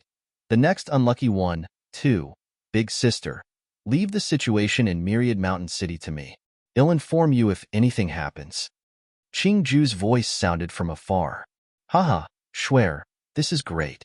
If anything happens in Myriad Mountain City, it won't be able to hide from us, Lung Qingtian said with a happy smile. Yes. Lung Ruoxue nodded. Grandpa, the freak and I will find a place to advance first. We will carry out the next step of the plan when we return, Lung Ruoxue continued. Qingju's new ability appeared too timely for her plan. Okay, go quickly, Lung Qingtian said impatiently. Okay, we're going then. Lung Ruoxue was about to leave the bracelet with the freak when Qingju's voice sounded again. Big sister, the deep stream below the back mountain is very safe. Where can you advance? Qingju asked. Okay, let's go there, Lung Ruoxue answered and then left the bracelet with the freak. After exiting the bracelet, Lung Ruoxue and the freak came to the edge of the cliff at the back of the mountain. They looked down and found that the deep stream below could not be seen at all. Moreover, the entire mountain stream was shrouded in thick fog. Shuer, should we go down? The freak asked. Okay, little peacock, bring us down. Lung Ruoxue released the tragic peacock and ordered. Yes, the peacock answered respectfully. Then it lowered itself and waited for Lung Ruoxue and the freak to sit on its back. It flew down into the deep stream after the two of them sat steadily. When they arrived at the bottom of the deep stream, Lung Ruoxue and the freak were surprised to find that it was unbelievably beautiful below. The blue sky, the warm sunlight, formed a sharp contrast with the thick fog above. Moreover, the air below was very fresh. There were many cute little animals playing happily apart from all sorts of flowers and grass. However, there were no signs of human habitation here. Hee, big sister, this place isn't bad, right? Qingju's voice sounded in Lung Ruoxue's heart. Yes, not bad. Apart from being inferior to our space, this place can be considered a paradise, Lung Ruoxue replied in her heart and praised the scenery here. Shuer, we want to take a look too. Lung Qingtian and the others in the bracelet transmitted their voices eagerly after observing the scenery outside. Okay. Lung Ruoxue moved Lung Qingtian, the others, and the beasts out with a thought. This place is really good. It's not easy to find such a pure place on the boundless heaven continent now. Empty looked at the beautiful scenery in front of him and sighed with emotion. Hee, lass, it's not bad if we stay here temporarily. Old man Zao said. Stay here? Don't tell me you intend to live in seclusion. Lung Ruoxue raised her eyebrows slightly and asked with a faint smile. Of course not. I just think the environment here is good and the air is good. Hee. Old man Zao quickly explained.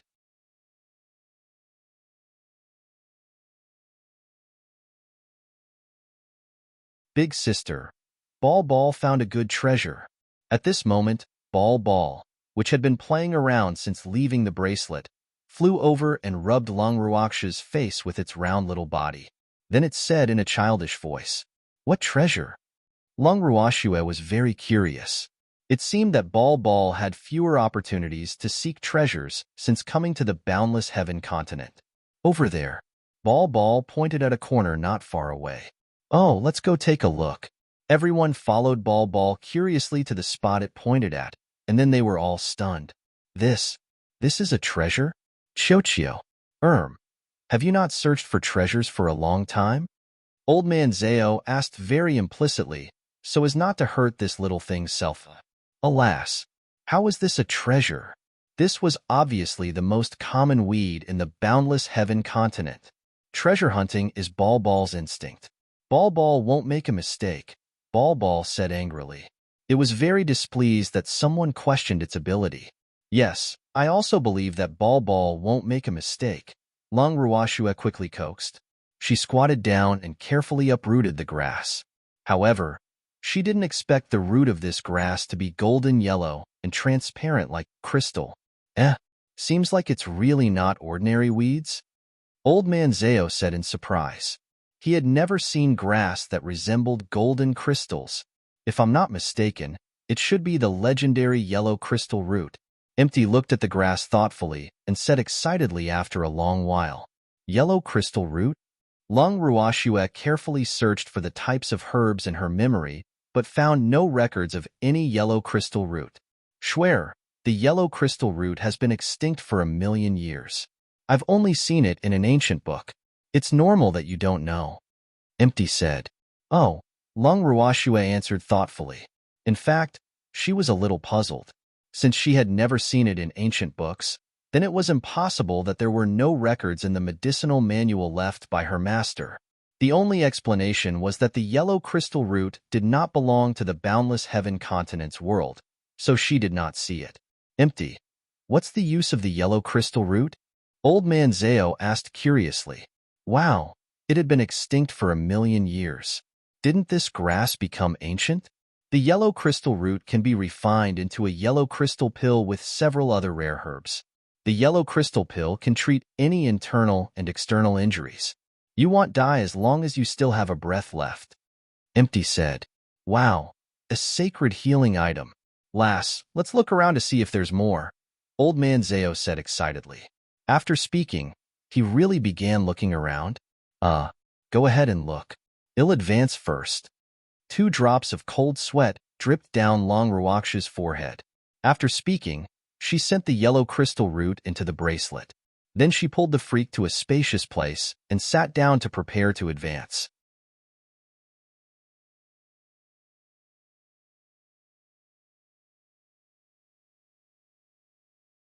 The others, including Empty, lowered their heads and searched seriously. A moment later, the heaven-earth law that advanced descended on the entire valley. Immediately after, dazzling light quickly flashed, and then another wave of advancement.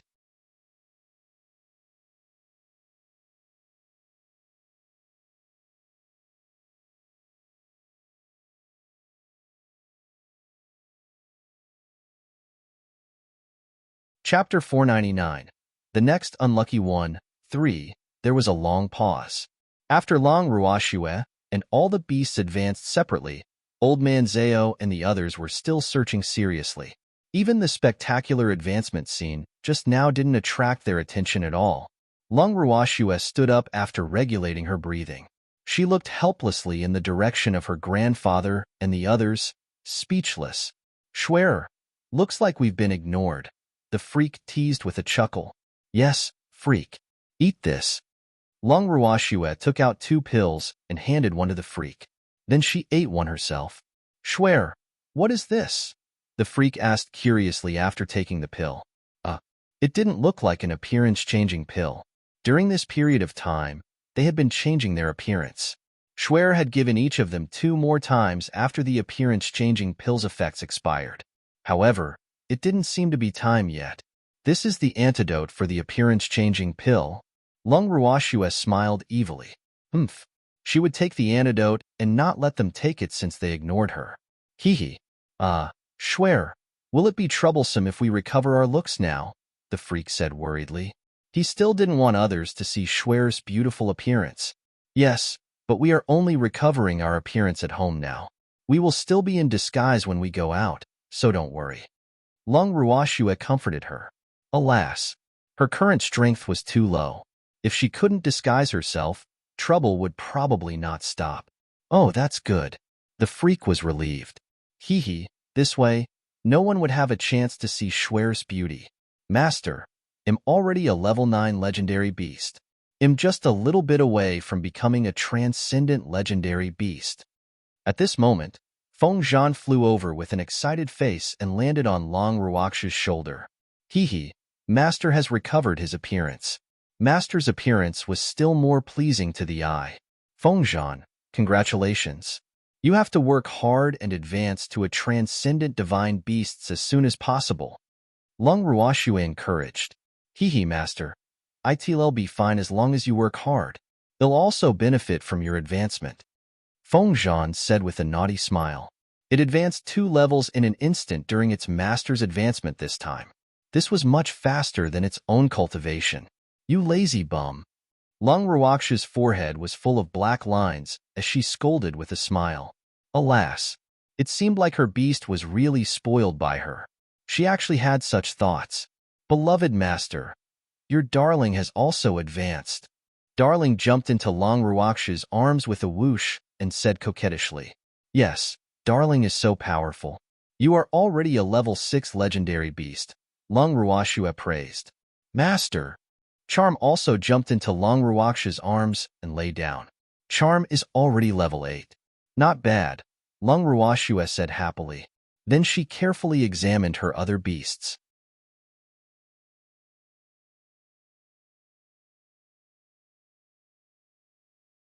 She was quite satisfied with one look, because almost all her beasts had advanced to level 1 to 2. Even the little silver wolf and little fire lion, which she had always regarded as children, had advanced to legendary beast. However, baby, big sister, Silver Maple, and Yen happily surrounded Long Ruoxue and acted coquettishly. Boo-hoo. They were finally legendary beasts. They could be considered adults in Big Sister's eyes now. Not bad. Long Ruoxue nodded with satisfaction. She had higher expectations for these two little fellows, so they had been cultivating diligently in the space gloomily. Baby, what's the matter with you? Long Ruoxue walked to Baby's side, bent down, picked it up, and asked with some heartache. Baby was her first beast. However, later on, her beasts increased, so her impression of Baby decreased a little. However, she had always been paying attention to Baby's emotions. Big sister, I didn't advance, Baby said sadly. Boo-hoo. It hadn't been able to advance since it slept for a long time last time, and advanced one level.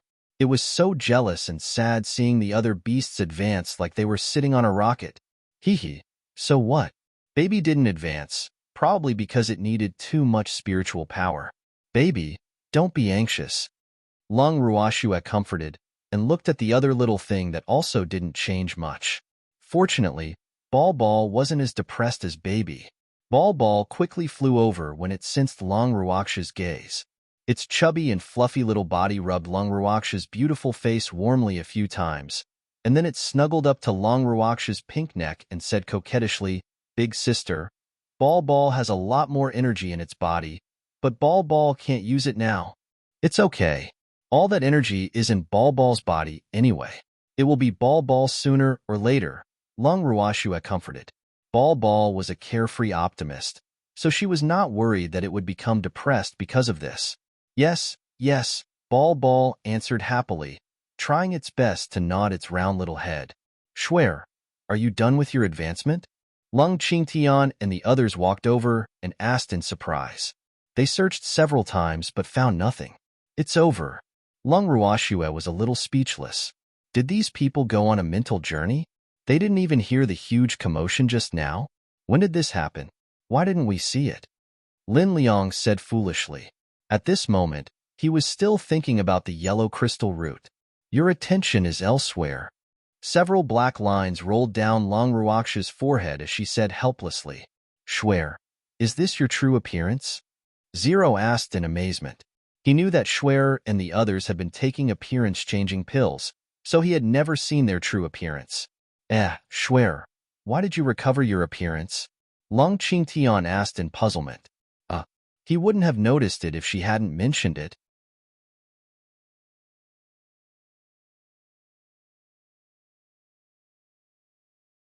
Yes, it's not easy to look good when the freak and I decide to stay at home, Long Ruoxue said with a naughty smile.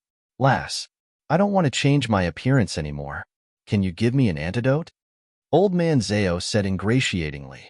He had seen this ugly appearance for months and was a little tired of it. No. Lung Ruoxue refused without thinking. Why? Old Man Zhao asked with a bitter face.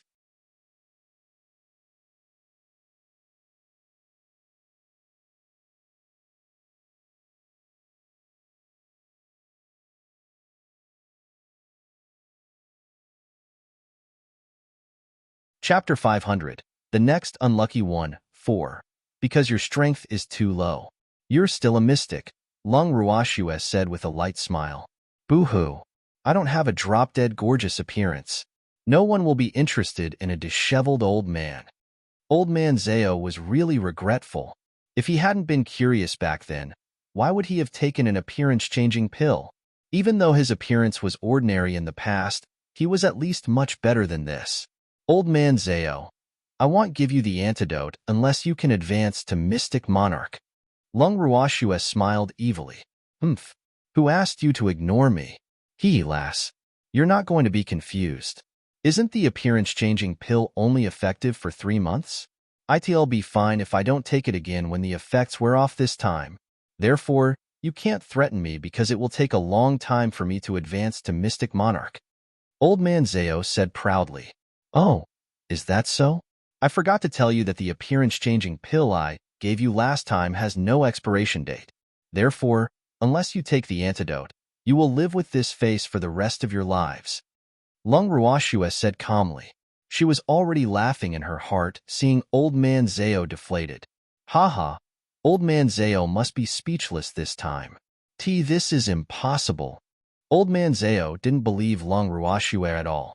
His sixth sense told him that she was teasing him. What's impossible? I found it too troublesome to take it once every 3 months, so I increased the dosage and refined it some more. These are all without a deadline, so you don't have to worry about not taking the medicine in time and exposing your true appearance. Lung Ruoxue said with a light smile. Swear, are you kidding me? I'm your biological grandfather. Lung Qingtian asked in disbelief after hearing Lung Ruoxue's words. Boo-hoo. Was his precious granddaughter playing with him? In fact, he originally planned to not eat it until the appearance-changing pill's efficacy expired. However, he didn't expect to hear such a terrible waste. Grandpa, I'm doing this for your own good. I'm afraid that Su Qian will recognize you. But don't worry. They'll give you the antidote immediately as long as you reach the strength of the Mystic Monarch. I promise. Lung Ruoxue promised very seriously. Lass, you and little Chun Chun haven't reached the Mystic Monarch yet. Isn't it more dangerous for you to recover your looks now than for us? Old Man Zao said stubbornly. Boo-hoo. This naughty girl is bullying the old man. We only recovered at home. We will also change our appearance if we go outside, Lung Ruoxue said with a smile. Lass, then let's use our original appearance at home. It'll be easy to go out. Old Man Zao discussed. That would be a waste of pills. Alas, it's not easy for Qingju and Little Black to plant some herbs. Why don't they know how to be thrifty? Lung Ruoxue pretended to be displeased.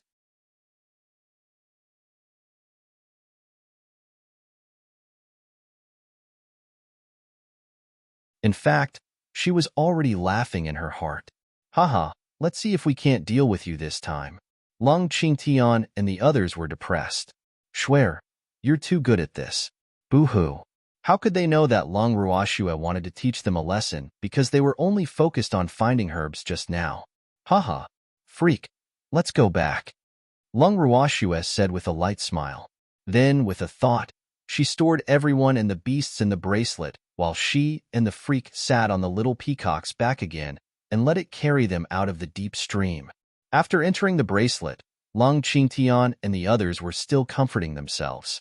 It's okay. We're all old men. This doesn't matter. Yes, I've been watching it for months. I'm used to it. Hurry up and cultivate, and you can recover your original appearance as soon as possible. Empty had been listening to their self-pity, but in the end, he really couldn't listen anymore and said directly. There was a moment of silence when everyone heard that. However, everyone swore in their hearts that they had to cultivate the Mystic Monarch realm as soon as possible. Therefore, everyone became more attentive to cultivation from now on. This was also something Lung Ruoxue did not expect at first.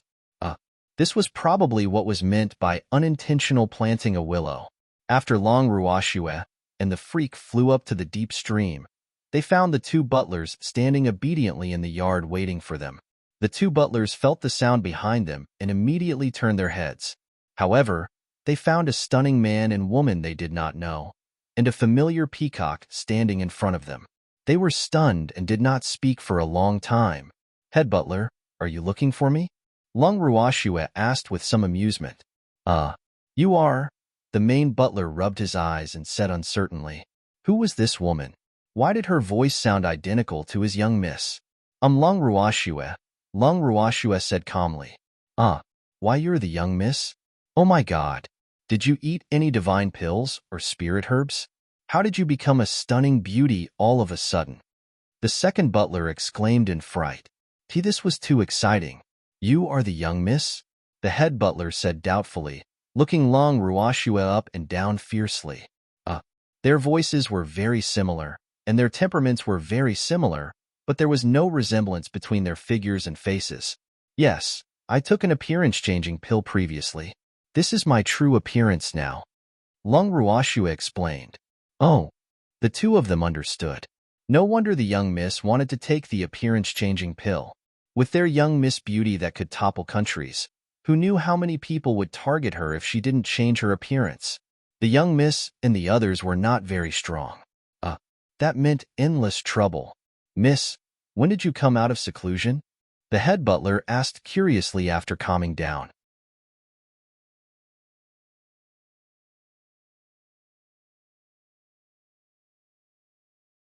They were here to look for Long Qingtian and the others, but there was no reaction in the room. Moreover, they didn't dare to barge in, so they waited in the yard for a while. They didn't expect to see their Mississippi just now. By the way, why are you here? Long Ruoxue asked. It's like this. We're here to tell Master Long, Everyone is awake, the head butler said carefully. Alas, he didn't know if Miss would be angry after knowing about this. Oh, then let them all come over. They'll meet them, Long Ruoxue said after some thought. Then she pulled the freak to find a place in the yard to sit down.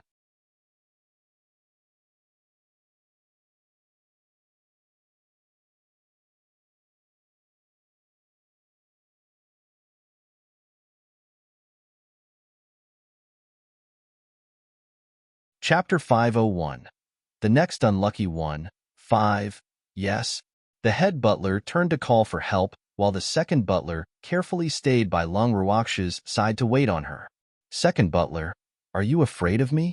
Long Ruoxue couldn't help teasing the nervous second butler. No, the second butler said with a slight tremble. Boo-hoo. Why was the pressure on him getting stronger? He didn't dare to look directly at Long Ruoxue now. Second butler, wait aside first. We'll call you if there's anything, the freak said coldly. He was very displeased with the second butler's shy reaction, so he was jealous again. The freak's reaction made Long Ruoxue couldn't help but chuckle. Why was the freak so cute? How dare you laugh at me? The freak rolled his eyes at Long Ruoxue and said with slight displeasure. Boo-hoo. Schwer was also a disaster. Long Ruoxue smiled even more happily. She even stole a kiss on his lips while the freak was not paying attention. Schwer. The freak's obsidian-like bright eyes burned with care and passion as he stared at Schwer affectionately. Long Ruoxue also looked back at the freak lovingly. Ahem. The head butler, who had been back for a while, coughed awkwardly. Then he hurriedly lowered his head, not daring to look at Long Ruoxue and the freak. The people behind him also turned their heads tacitly, trying to minimize their presence. You're here. Find a place to sit. Long Ruoxue ended her affectionate gaze with the freak and looked at everyone awkwardly. Yes, miss, everyone answered. Some of them had already seen Long Ruoxue once, and some were seeing Long Ruoxue for the first time. However, on the way here, the head butler had already told them about the situation of the young miss and wanted them to be mentally prepared. However, they were still stunned when they first saw the beauty of Long Ruoxue and the freak, because these two were not ordinarily beautiful. They were basically 10,000-year-old demons. Chung Wu, tell me about the situation in Myriad Mountain City. Long Ruoxue's beautiful eyes gently swept over everyone and said. She had heard from the main butler that she wanted to hear what others thought of Myriad Mountain City now. Miss, please take a look. This is the map of Myriad Mountain City. Chung Wu composed himself, stood up, and took out a slightly yellowed beast skin scroll from his ring, placing it on the stone table in front of Long Ruoxue and the freak. Oh. Long Ruoxue looked at the map and answered lightly. Miss, Myriad Mountain City is actually divided into the inner and outer cities. The relatively safe place when you just enter Myriad Mountain City is called the inner city by us. That place has always been occupied by the 5 major forces. At the same time, That place is also the most prosperous place in the business circulation of 10,000 Mountain City.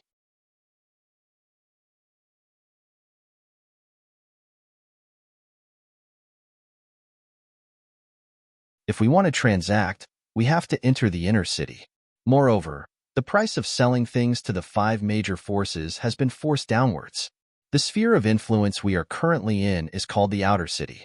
Not only are there few resources here, but the number of people here is several times that of the inner city, so life is relatively difficult.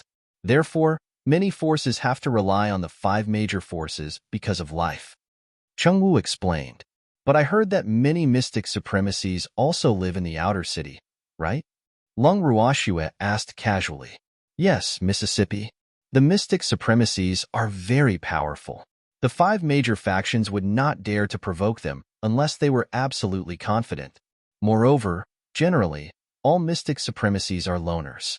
They rarely establish factions. Moreover, the mystic supremacies are very rich, so they naturally won't have any burden. However, we are different. Many people brought their families to Myriad Mountain City for an adventure. Comparatively, life is even more difficult.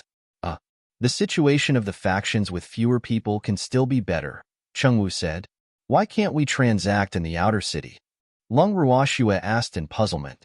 Because the 5 major factions don't allow it, they want to firmly grasp the business of Myriad Mountain City in their hands. So they will immediately kill anyone mercilessly as soon as they discover that someone is conducting transactions in the outer city.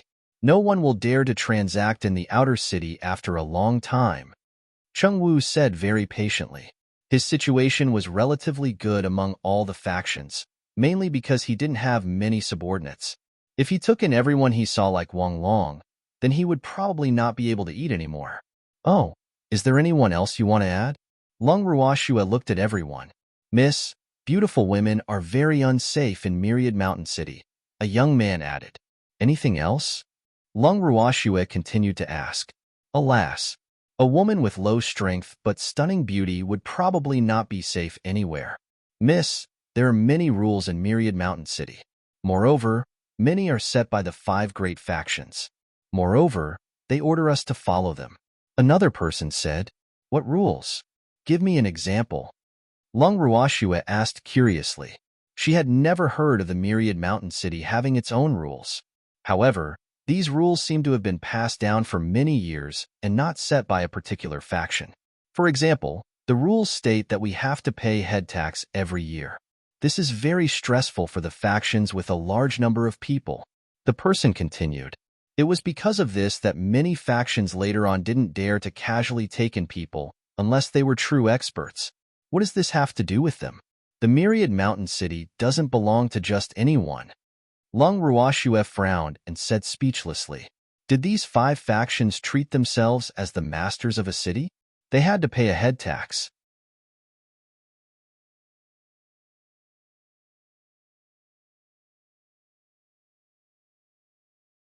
The strong are respected in Myriad Mountain City.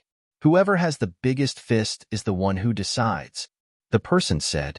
These were the words that the 5 major factions often said. Oh. Lung Ruoxue answered lightly and lowered her head in thought. Miss, what should we do next? Chengwu couldn't help asking anxiously when he saw that everyone was almost done talking. Tell me, how determined are you to change this situation? Lung Ruoxue looked up at everyone after a while. As long as Miss leads us, we will definitely be able to defeat the 5 great factions and build a new Myriad Mountain City, Chengwu said with high fighting spirit.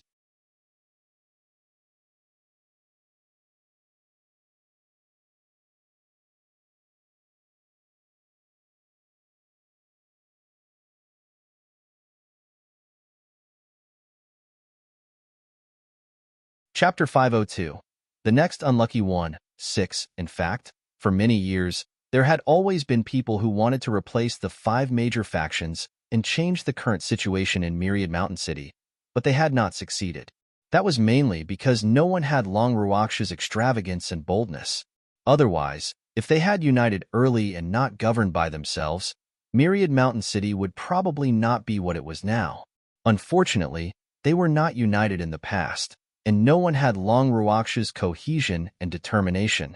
However, Cheng Wu was absolutely unwilling to let go of such an opportunity now.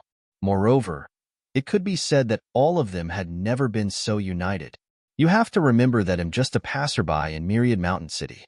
I won't stay here forever, so what you're doing isn't for me, but for yourselves and even for your descendants. Lung Ruox's beautiful eyes looked around at everyone and reminded them. Yes, Mississippi. We know, Cheng Wu and the others said hurriedly. The head butler had told them this a long time ago, and they knew that this was a very rare opportunity to change their fate. Very good. Which of you will introduce me to the 5 major factions? Lung Ruoxue said. Miss, the 5 major forces are mainly the forces of the Yu family, the Anai family, the Zhao family, the Fong family, and the Yu family. Among them, the Yu family is the strongest and is the leader of the 5 major forces. The Yu family is the weakest, and the other 3 families are not too different in strength, Cheng Wu said after some thought. What's the relationship between the 5 families?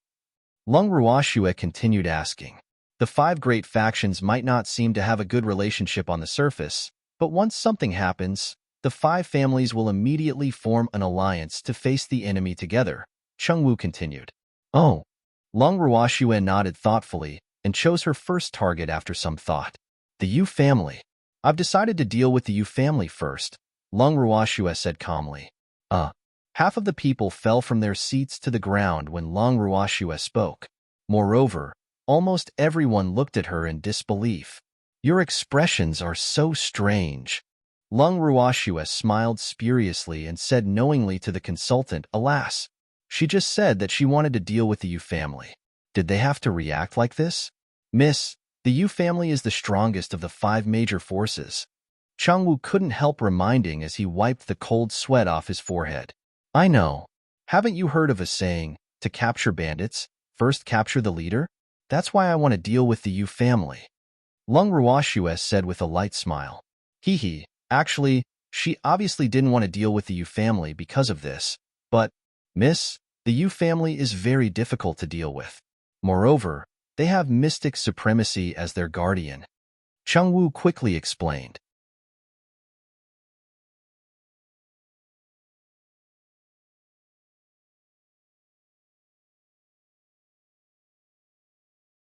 Oh, it's okay. I won't fight them head-on. Lung Ruoxue said with a light smile. She was not stupid, so she naturally would not take the initiative to provoke mystic supremacy. At most, she would just make use of him. Miss, what exactly do you want? Cheng Wu asked in puzzlement, 2 drops of cold sweat dripping down his forehead. Heaven's secrets cannot be revealed. You will know when the time comes. Lung Ruoxue smiled mysteriously and kept them in suspense. Miss, what should we do? Cheng Wu asked after some thought. We'll talk about it when the time comes. Lung Ruoxue said with a naughty smile. Even though she had a rough outline of the plan, she still had to discuss the details with her grandfather and the others. Moreover, she still lacked the critical trump card in the plan. Yes. Everyone revealed puzzled expressions and couldn't help thinking in their hearts. Could it be that Miss didn't have any plans at all? Leave if there's nothing else. I would like to rest. Lung Ruoxue began to chase them away. Yes, miss.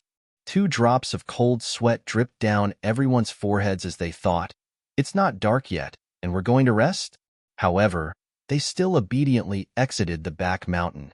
After they left, Lung Ruoxue moved her grandfather and the others out. Schwerer, what's your next plan? Lung Qingtian asked impatiently after finding a place to sit down. Grandpa, there are very few women in Myriad Mountain City, right? Especially beautiful women? Lung Ruoxue asked. Probably. But Schwerer, what does this have to do with your plan? Lung Qingtian was confused. What did Schwerer mean? Lass, don't tell me you want to try a honey trap? 5 birds with 1 stone. Old man Zhao smiled wretchedly. I want to, but the beauty that can make the 5 factions compete for her is nowhere to be found. Lung Ruoxue sighed softly and said with slight helplessness, beauty traps were the best at all times and places. Unfortunately, where was the beauty? In fact, after hearing what Cheng Wu said, she had doubts about the relationship between the 5 major forces. The five major forces might not seem to have a good relationship usually, but they could always be united at critical moments. This could only mean one thing, and that was that the discord between the five major forces was only for show, for outsiders to see. In fact, the relationship between the five major forces was far from what outsiders thought. What she needed to do most now was to destroy the unity within them. Only then would she have a chance. Who said not? Isn't there one in front of us? Old man Zao looked at Long Ruoxue and smiled evilly. Hee, if this girl was willing to help, any man would be easy to capture. No. Before Long Ruoxue could say anything, the freak stood up murderously and glared at the disheveled old man who came up with the rotten idea while roaring furiously. Little Chun, calm down. This is just a scheme.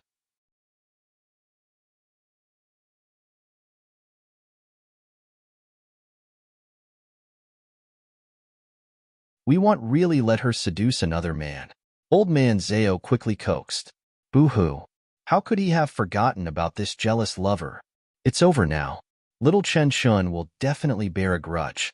That won't do either, the freak roared angrily. He couldn't even bear to think about it, let alone really going. How could Schwer's beauty be appreciated by other men? What's the rush? I don't intend to be that femme fatale. Long Ruoxue comforted helplessly. Really? Don't lie to me.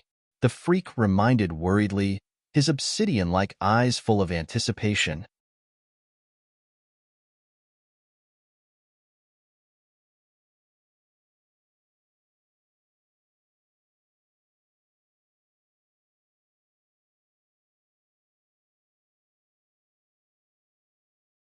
Chapter 503. Fishing a Small Fish 1. I'm not lying to you. Long Ruoxue promised like she was coaxing a child. Alas, she really hadn't thought of herself as the beauty in the plan. To be precise, she was not suitable. That's good. The freak was relieved to hear Schwer's promise. Lass, apart from you, we don't have any extra women here now. Old man Zao reminded her. The women in the village were not good. They were not good-looking enough. Who said so? Isn't Big Sister Linger a woman? Long Ruoxue smiled evilly and moved Feng Linger out of the bracelet. Damn old man Zao. Have you never treated me as a woman? Feng Linger immediately placed her little wings on her waist and roared at old man Zao fiercely as soon as she emerged. Old man Zao was speechless as he looked at the fierce little red bird in front of him. In fact, he had indeed never treated Feng Linger as a woman. That was because Feng Linger had always been a bird in his heart. You've nothing to say now, eh? Feng Linger continued to roar furiously. Big Sister Linger, stop messing with him. We're discussing serious business. Long Ruoxue said helplessly. Okay. Feng Linger replied and flew onto Long Ruoxue's shoulder. Lass, don't tell me you really intend to use Lass Linger? Old man Zao looked at Feng Linger and asked in disbelief. Lass Linger was too fierce. If he were to be the female lead in the honey trap, the man would probably be scared away. Sister Ruoxue, I can't. My partner will be jealous, Feng Linger said with a sad face. Don't worry, I don't intend to use you to carry out this plan. Cold sweat dripped down Long Ruoxue's forehead. Beasts could transform into human form, but they were not real humans after all. And with the beast's understanding of humans, they would probably be exposed before the mission was completed. Then who do you intend to use? The beasts in the space are not suitable. They are too pure. Feng Linger racked her brains, but couldn't think of anyone suitable to carry out this plan. Someone is very suitable, Long Ruoxue said with a naughty smile, her beautiful eyes flashing with a scheming expression. Who? Everyone asked in unison. Moreover, the word curious was written all over their faces. Empty. Like a clap of thunder, Long Ruoxue's words stunned everyone. Old man Zao even fell to the ground exaggeratedly. Lass, who are you talking about? Old man Zao got up from the ground and rubbed his arm that was hurting from the fall. He widened his eyes and asked uncertainly, did he hear it wrong? Did Lass say empty? Empty was obviously a man? How could he carry out a honey trap? Empty. I don't think there's anyone more suitable than him, Long Ruoxue said with a smile. Swear, he won't agree, Long Qingtian said in realization. How could such a noble man be willing to pretend to be a woman?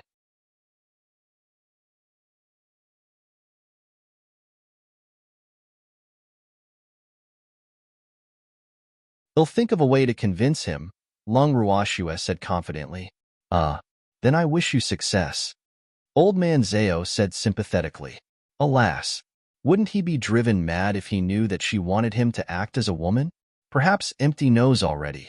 Wait for my good news. Freak, let's go find Empty. Long Ruoxue stood up and said to the freak. Okay. The freak was very cooperative. Hee, as long as it wasn't him pretending to be a woman. With a thought, Long Ruoxue and the freak disappeared into thin air. In the bracelet, Long Ruoxue, the freak, and Empty sat on a stone bench in the garden, staring at each other. No one spoke first. Empty, I have a plan that I need your help with, Long Ruoxue said after a long silence. She did not seal off the communication between the bracelet and the outside world when she was discussing the plan with her grandfather and the others in the yard just now, so she believed that he should have known about it long ago. However, he pretended to be stupid in front of her. How evil. Nothing else would be a problem as long as you don't want me to pretend to be a woman. He tried to shut Long Ruoxue up before she could speak. I do want you to pretend to be a woman, Long Ruoxue said with a smile. No. Empty spat out. You have to do it even if you can't. It has to be you no matter what. Long Ruoxue said domineeringly. He would definitely be a drop-dead gorgeous beauty if he dressed up as a woman. She was really looking forward to it. Do you want to do it forcefully? Empty pouted aggrievedly. Yes, so you better be sensible and agree to my request. Otherwise, don't blame me for being too rough. Long Ruoxue threatened with a smile. Little Chin, your woman is threatening me. Empty turned his gaze to Yi Chun and complained with slight displeasure. Indulge her then. It won't cost you anything. The freak naturally stood on his wife's side and advised. No, I don't want others to see me. Empty swore that he would not yield. Boo-hoo. This was too embarrassing. Empty, you're an adult now. You can't be so shy all the time. It's time to go out and meet people. Long Ruoxue suppressed her smile and said earnestly. I don't want to. I think my current status is good. Anyway, I don't want so many people to see me. Empty said resolutely. Don't worry, no one will know that it's you. Everyone will only think that you are a woman. Long Ruoxue promised. I don't want to be a woman. Empty objected resolutely. No, no one wants you to be a woman. This is only part of the plan. It's only temporary, Long Ruoxue coaxed. Then, how long will it take? Empty asked very reluctantly. Boo-hoo. Icy and him have been eating and staying for free. In fact, he was a little embarrassed and wanted to do more for them. However, did he really have to sacrifice his male body? That will depend on whether the plan goes smoothly. However, it shouldn't take long.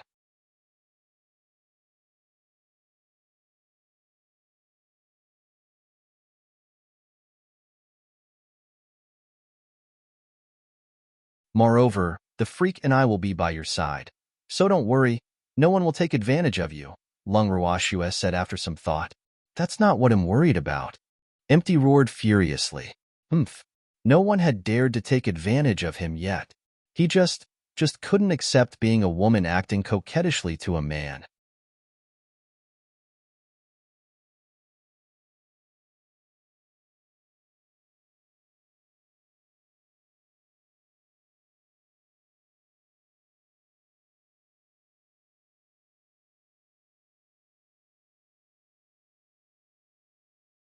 Chapter 504. Fishing a small fish, too. Then what are you worried about? Long Ruoxue was puzzled. Swear, why do you insist on me pretending to be a woman? Empty asked helplessly. Boo-hoo. There were ready-made women whom she was not going to use, but would rather have him impose instead. You're very beautiful. Long Ruoxue looked Empty up and down and couldn't help but exclaim. He's also very beautiful. Why don't you let him pretend to be a woman? Empty asked with slight dissatisfaction as he pointed at the freak. This man was more coquettish than him. He was definitely better at pretending to be a woman than him. Not him. Lung Ruox's forehead was full of black lines. If she let the freak pretend to be a woman, those men would probably see God before they even got close. Why not? I think he's very suitable. Empty looked at the freak carefully. Well, the more he looked, the more satisfied he was. His figure, temperament, and temper are all not good. You are the most suitable. Lung Ruoxue said with certainty. It was because he was an energy body and had always been injured, so his figure now was not as strong as that of a normal man. Instead, he looked a little weak. He was slightly taller than ordinary women, but just this weak body that seemed to collapse with a gust of wind was enough to arouse the protection of any man. Moreover, after this period of cultivation, his current body was basically solidified, and he didn't need to float around like a ghost anymore. Which man could refuse a pale and slightly sickly beautiful appearance coupled with this small body? Alas! Empty looked at the freak, and then at himself. Then he sighed helplessly. It seemed like it was true. Empty, you have to believe in my taste. No one is more suitable than you. Lung Ruoxue said with a light smile. Hee, what she wanted was a sickly beauty. Alas. All right then. Empty nodded slightly and agreed helplessly. Boo-hoo. Who asked him to live under someone else's roof? Haha, let's begin our new plan tomorrow. Lung Ruoxue said happily, seeing that her goal had been achieved. After settling everything, Lung Ruoxue discussed her plan with her grandfather and the others. Then she summoned the main butler and Cheng Wu, gave them some instructions, and the plan officially began. On a certain evening, 2 women and a man appeared on the streets of Myriad Mountain City. The woman in the lead had a drop-dead gorgeous face, but her face was a little pale as if she had yet to recover from a serious illness. The 2 servants beside her were extremely ugly. Miss, we just entered the city and are unfamiliar with the road. Why don't we find a better inn to stay in first? The ugly maidservant said loudly, immediately attracting the attention of many pedestrians. Ruar, what have I been teaching you? Girls shouldn't speak so loudly. Otherwise, you won't be able to marry in the future.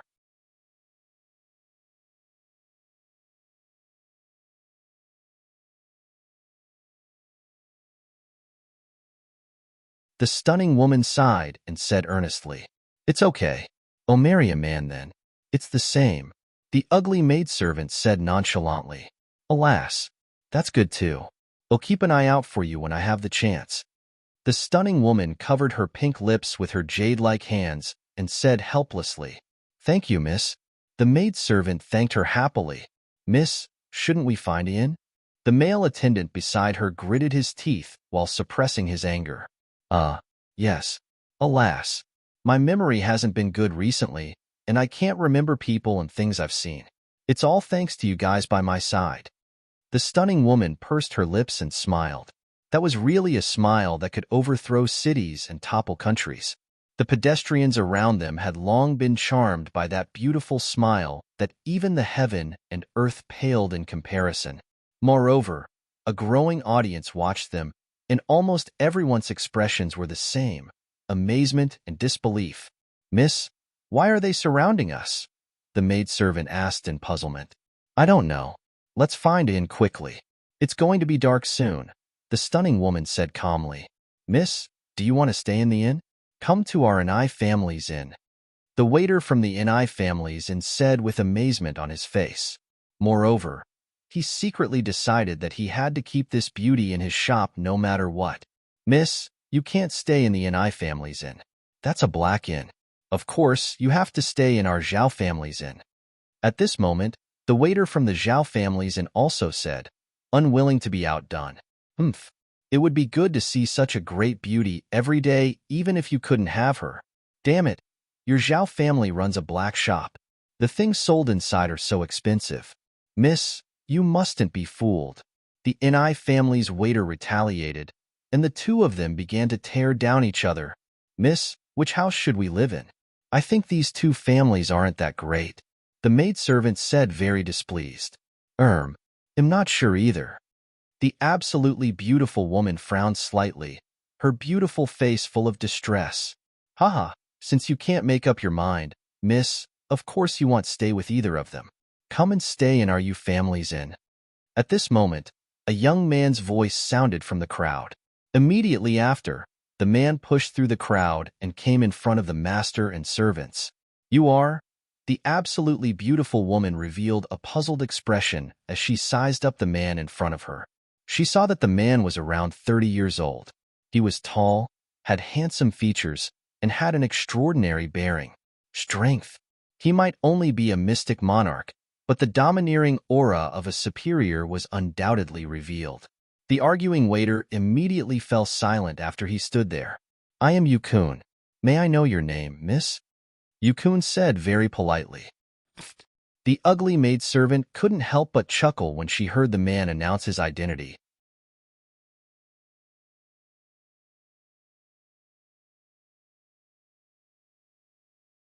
Ruar, what are you laughing about? How rude. The stunning woman pretended to be displeased as she glared at her maidservant. Then she looked at Yukun apologetically and said, I'm sorry, young master you. My maidservant doesn't know the rules. Please don't take it to heart. No, no. May I know Miss Name? How could Yukun be in the mood to bicker with a maidservant? His mind was full of this great beauty in front of him.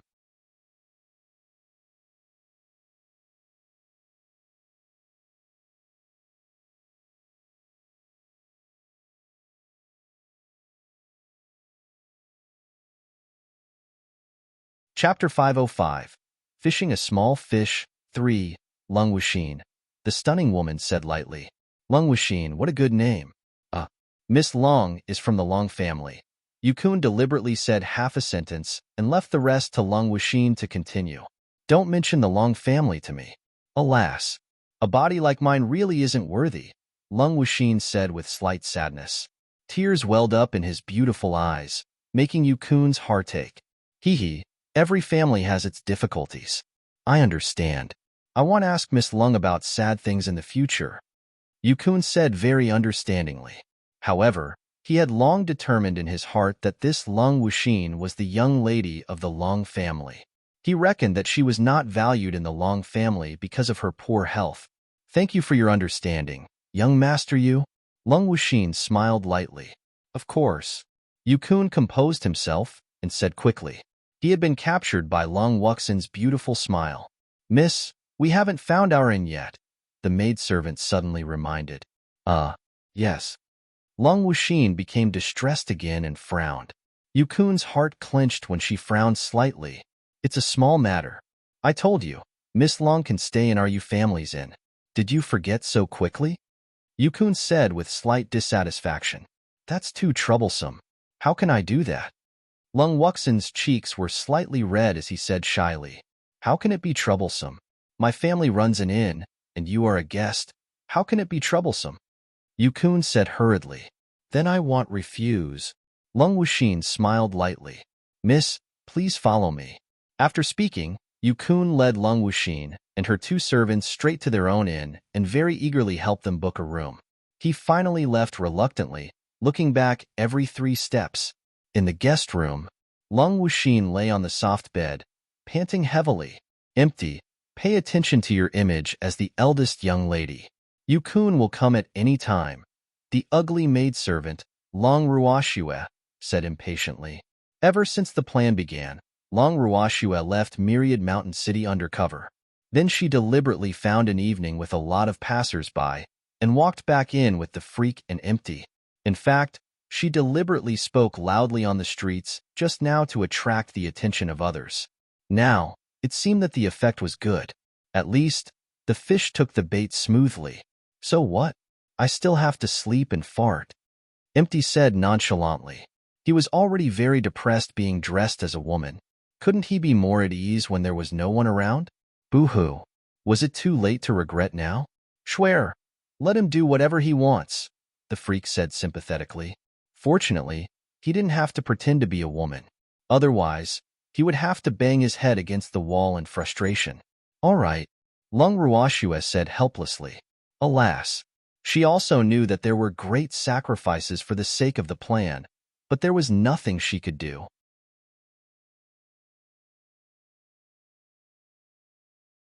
Schwer, Send me into the space.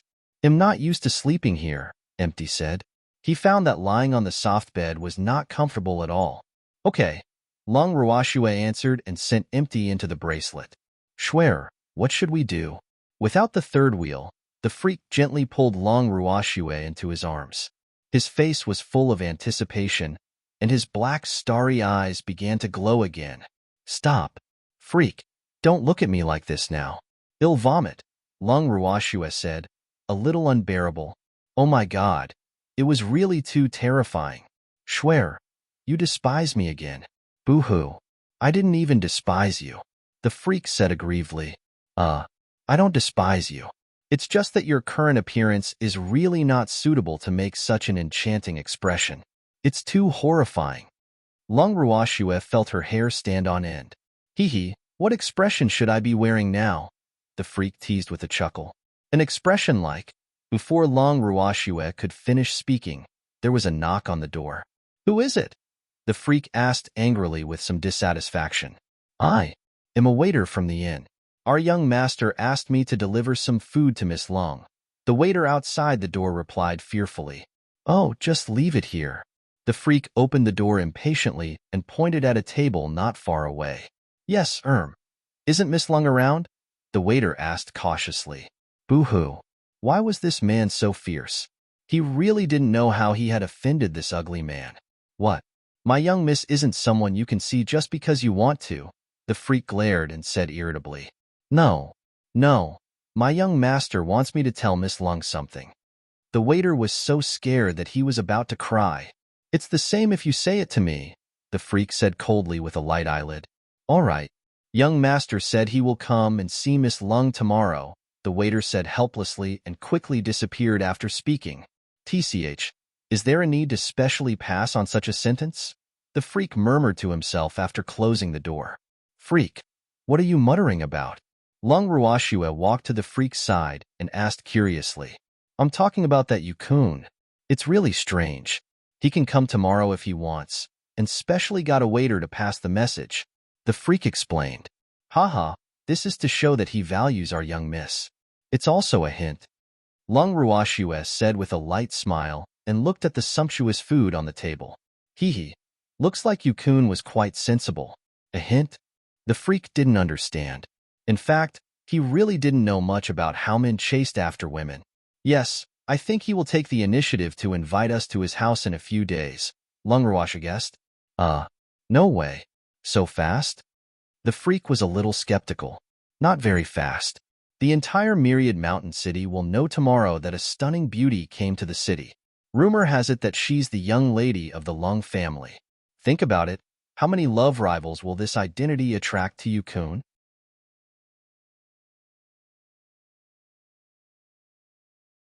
How can he not be afraid? Long Ruashue analyzed.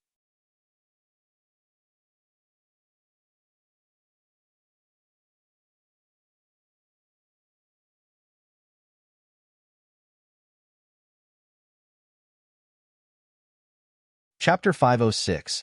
Fishing a small fish for, That's true, the freak said after some thought. Freak, rest early today. It should be very lively tomorrow, Long Ruashue said. Yes. The freak nodded slightly. The next day, as Long Ruashue had expected, many people came to ask to see Long Wuxin. Long Wuxin's reputation became even more resounding after he chose to receive them. On the third day, the fourth day, for several days, the Yu family's inn was full. Moreover, Long Wuxin could definitely be found wherever there were many people. Miss, wake up. Don't scare me. Boo-hoo. Suddenly, Long Wuxin, who was surrounded in the crowd, fainted, and her maidservant cried out in fright. In the main hall of the inn, Yukun, who was blocked outside the crowd, pushed everyone aside anxiously. He stretched out his long arm and hugged Long Wuxin, who had fainted on the ground, tightly. He was so excited that he couldn't find his bearings. Boo-hoo. His sheener smelled so good. Who are you? Long Wuxin, who had woken up slowly, asked in puzzlement, his beautiful little face full of confusion. Yukun was stunned, and he thought to himself, what illness does Sheener have? Why does she have such a poor memory? She often asks who he is. Miss, you're finally awake, the maidservant beside her said with a worried face, her eyes still brimming with tears. Ruar, where's this place? Lung Wuxin's clear eyes were full of doubts and puzzlement as she asked softly, Miss, did you forget? We were in the Yu family's inn. There were too many people surrounding you just now, and you couldn't breathe properly, so you fainted, the maidservant explained. All of you, disperse. Sheener isn't feeling well. Stop surrounding her. Yukun immediately ordered loudly. How could the surrounding people dare to stay here after young Master Yu spoke? They all ran away in the blink of an eye. Sheener, it's okay. They won't dare to bother you anymore. Yukun looked at Long Wuxin gently and said affectionately. Moreover, in order to improve his relationship with Long Wuxin, he even directly called out the name in his heart. Who are you? Do I know you? Long Wuxin asked foolishly. Sheener, am Yukun. You're my, Yukun said anxiously, but he was interrupted before he could finish. Sheener, he is the young master of the Yu family's inn, and Ifong, who had just entered the inn, happened to hear what Yukun wanted to say, so he spoke first. Oh, and who are you? Long Wuxin asked curiously. He's the young master of the Inai family's black shop, the black shop you encountered when you just entered the city. Yukun provoked. Oh, I remember there was also a Zhao family's black shop. The waiters of those two shops even quarreled. How interesting, Long Wuxin said happily. Hee, yes. Yukun echoed with a smile, but he was very displeased in his heart. Humph. She remembered this clearly.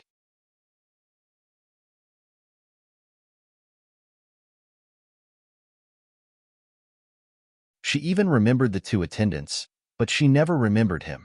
Fortunately, the others were not treated better than him, and this made him feel a little better. Sheener, am an Ifong. You have to remember me. The refined Ifong introduced himself elegantly. How dare you call her Sheener?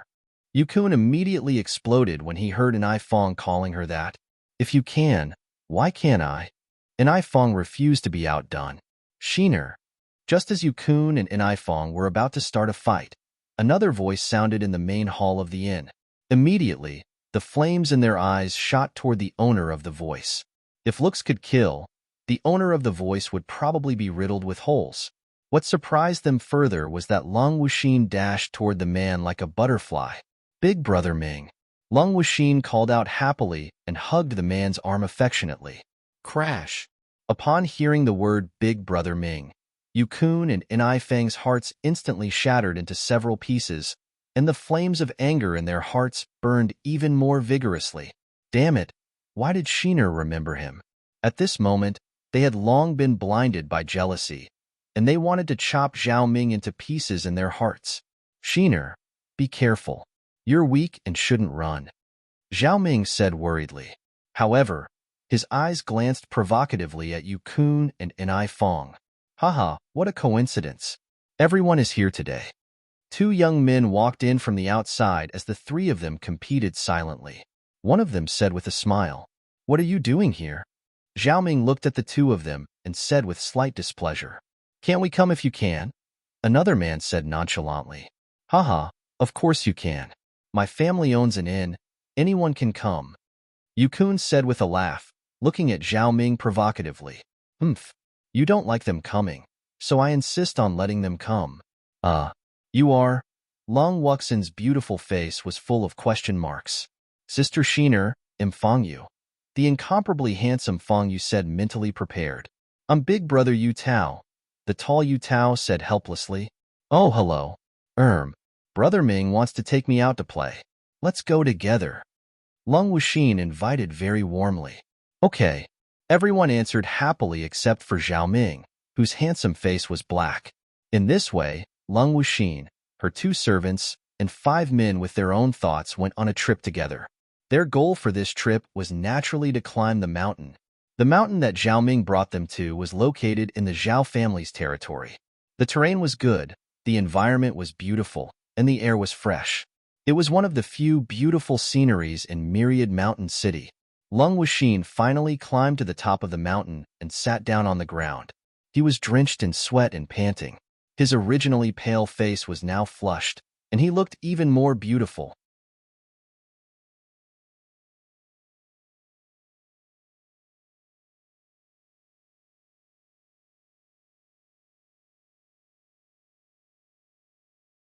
Chapter 507.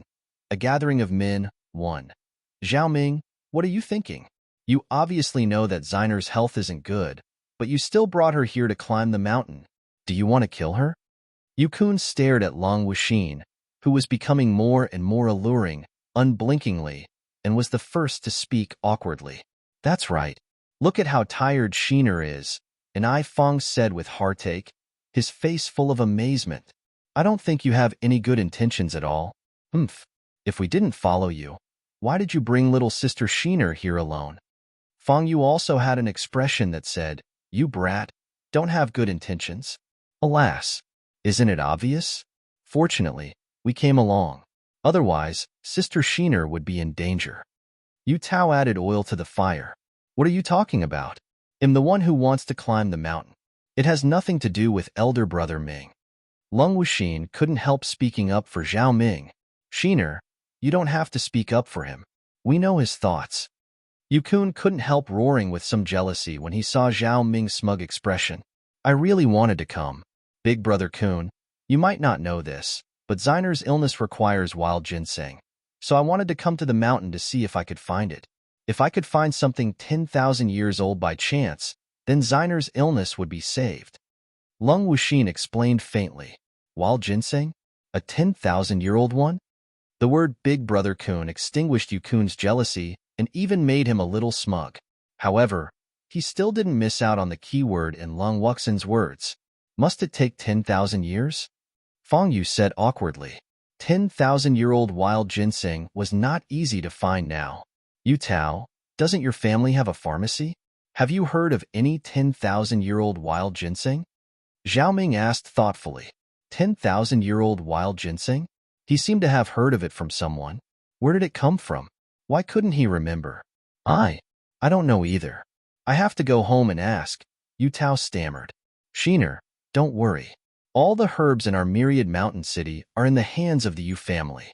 He will definitely be able to find them with his help. Yukun comforted with some heartache. Yes, thank you, Big Brother Yu. Lung Wuxin smiled gently. You're welcome, Yu Tao said hurriedly, feeling even better. Hee. Shiner also called him Big Brother. Shiner, you must be hungry, right?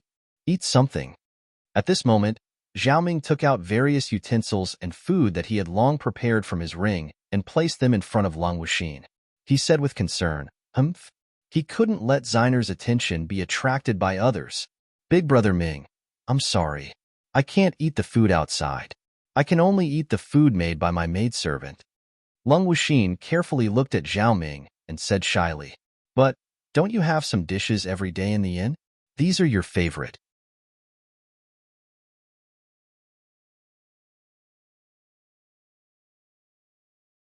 Zhao Ming said in disbelief. He had spent a lot of money to find out Lung Wuxin's preferences. He didn't expect the news to be all wrong. He was so angry. That's because Shiner is afraid that others will know her strange illness, so she wants to hide it from others. Shiner doesn't want to be treated as a monster. Boo-hoo, Lung Wuxin explained with a choked voice as he looked at the puzzled 5 men. How can Shiner be a monster? Shiner is so beautiful. Don't cry. The 5 men hurriedly comforted her. Alas, the Bowtai's crying broke their hearts. Shiner has been weak since childhood, so all the food I've eaten since childhood was carefully prepared by my maidservant. Even the raw materials for the food were specially planted by my family for me. They were afraid that the things outside would be unclean, and eating them would be bad for my health, Lung Wuxin explained. Ruar, where's my food? Lung Wuxin asked softly. She looked around for her maidservant after speaking. Miss, it's here. Lung Ruoxue, who was disguised as a maidservant, pushed away the 5 men surrounding Lung Wuxin and said, Ruar, my food. Lung Wuxin said lightly, Yes. Lung Ruoxue took out the food she had prepared beforehand from her ring helplessly and placed them in front of Lung Wuxin. Yes, not bad. Lung Wuxin looked at the food in front of him and nodded with satisfaction. Yukun and the others were all speechless when they saw the food Lung Ruoxue took out. Heavens! This was too extravagant. Did Sheener eat these every day? Alas! Ordinary men really couldn't support her with this way of eating. Fortunately, they were not ordinary men. Moreover, such expensive food were rarely seen usually. They were even more sure of Long Wuxin's identity. Probably no family could support her except for the Long family, which was a super family. Miss Enjoy. Ruar won't disturb you anymore. Long Ruoxue retreated to a corner tactfully after speaking. The freak was naturally sitting in the corner waiting for her. Shuer, you must be exhausted, right? The freak hugged Long Ruoxue and said with heartache. Humph. Damn it. Empty actually used a strike to threaten Shuer to cook so many dishes. Am all right. Long Ruoxue leaned comfortably in the freak's arms and said with a light smile. Shuer, which of these men do you think is sincere? The freak asked curiously as he looked at the 5 men not far away. None of them are sincere, Long Ruoxue said disdainfully. During this period of time, Qingju had been monitoring the situation of the 5 major forces, so there were almost no secrets that could be hidden from her. These men might look decent, but they were actually nothing good. The freak was speechless. Then why were they so concerned? Freak, according to this situation, our plan will succeed quickly.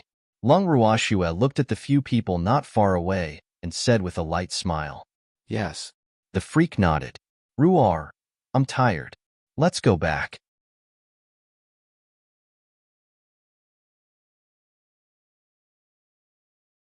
Long Wuxin's voice sounded again after a while. Yes, miss. Long Ruoxue answered quickly and pulled the freak to his feet. The 2 of them walked in Long Wuxin's direction. Ruar, I'm so full that I can't walk anymore. Why don't you ask little Yao to carry me down the mountain? Empty, who was pretending to be Long Wuxin, said with a chuckle.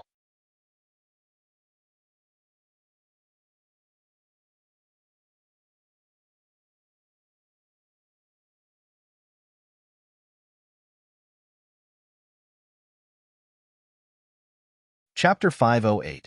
A Gathering of Men, 2, Little Yao?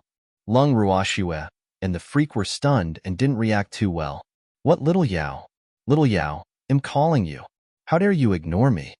Long Wuxin pointed at the freak, his beautiful face full of displeasure. Me? The freak's forehead was full of black lines. Damn it, Empty actually gave him a random name. Sheener, why don't we change such a disobedient attendant? Any one of Big Brother Kun's servants is 100 times better than him. Kun said coldly by the side, but he was so jealous of this ugly freak who could touch Sheener. Big Brother Kun, I appreciate your good intentions. I'm used to using this, Long Wuxin said with an apologetic face, as if he had offended Kun greatly by not accepting his good intentions. Long Ruoxue and the freak, who were standing by the side and listening, had 2 drops of cold sweat dripping down their foreheads. They thought, wasn't Empty a little too immersed in the show? Little Yao, come and carry me. Long Wuxin shouted with a naughty smile. Miss, this isn't appropriate, the freak said with a cold face, not moving at all, not even frowning. How is it not suitable? Long Wuxin asked in puzzlement. Well, why did he have a bad feeling? Was he being too paranoid? Have you forgotten what old Madam said? Old Madam said that men and women shouldn't touch each other. You have to marry me if I touch your body. Hee, I don't mind marrying a great beauty like Miss. I'm just afraid that you won't be willing. The freak shrugged with an innocent face. Long Ruoxue was stunned after hearing what the freak said, and then she laughed hysterically in her heart. Haha, the freak was really too cute. He actually thought of such a reason. Hee, let's see what Empty can do this time. When did this happen? Why didn't I know? Long Wuxin blinked and asked in confusion. Old Madam told us when Miss was very young. Otherwise, why would Miss only have me as your attendant? The freak lied through his teeth. Old Madam also said that any man who has touched my young Miss body will become the Long family's son-in-law. It seems like the young masters have all interacted with my young Miss body, so you all have a chance to become the Long family's son-in-law. The freak blinked his eyes and said very innocently. Long Wuxin was dumbfounded. What was going on?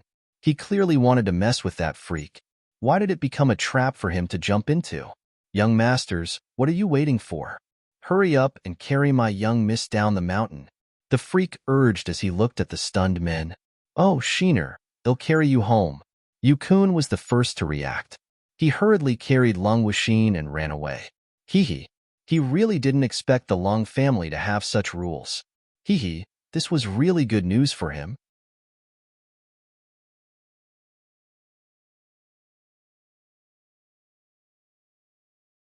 After Yukun escaped with Lung Wuxin on his back, the other 4 people immediately reacted and began to pursue her relentlessly.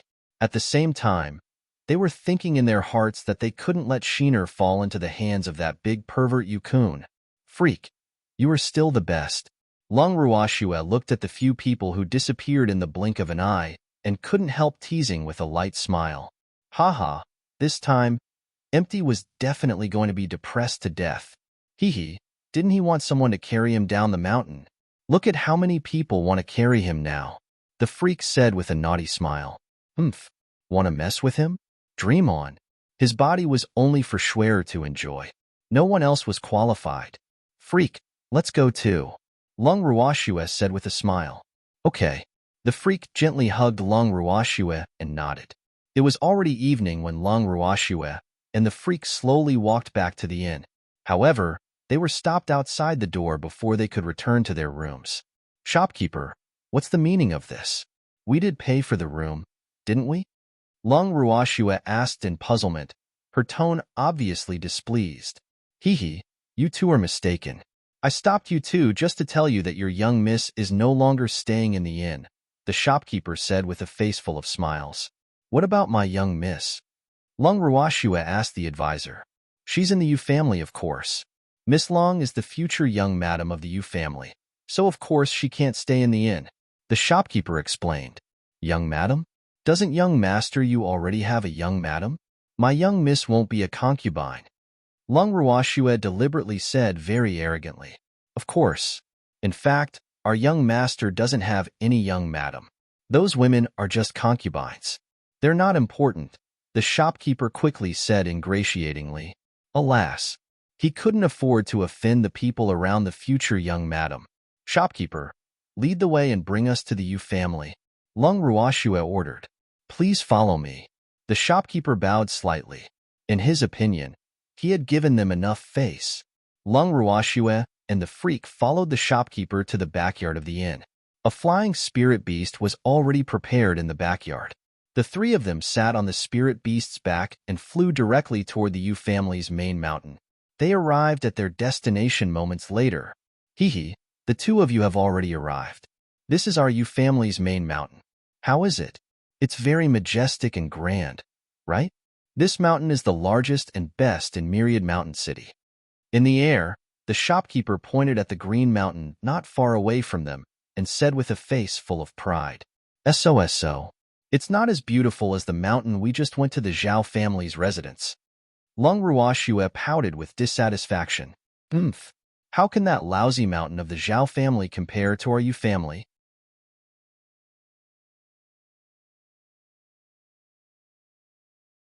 Our Yu family's mountain is the best in the entire Myriad Mountain City, the shopkeeper retorted. Old Wang sells his melons and praises himself. Who doesn't say that their things are good? Lung Ruoxue said nonchalantly.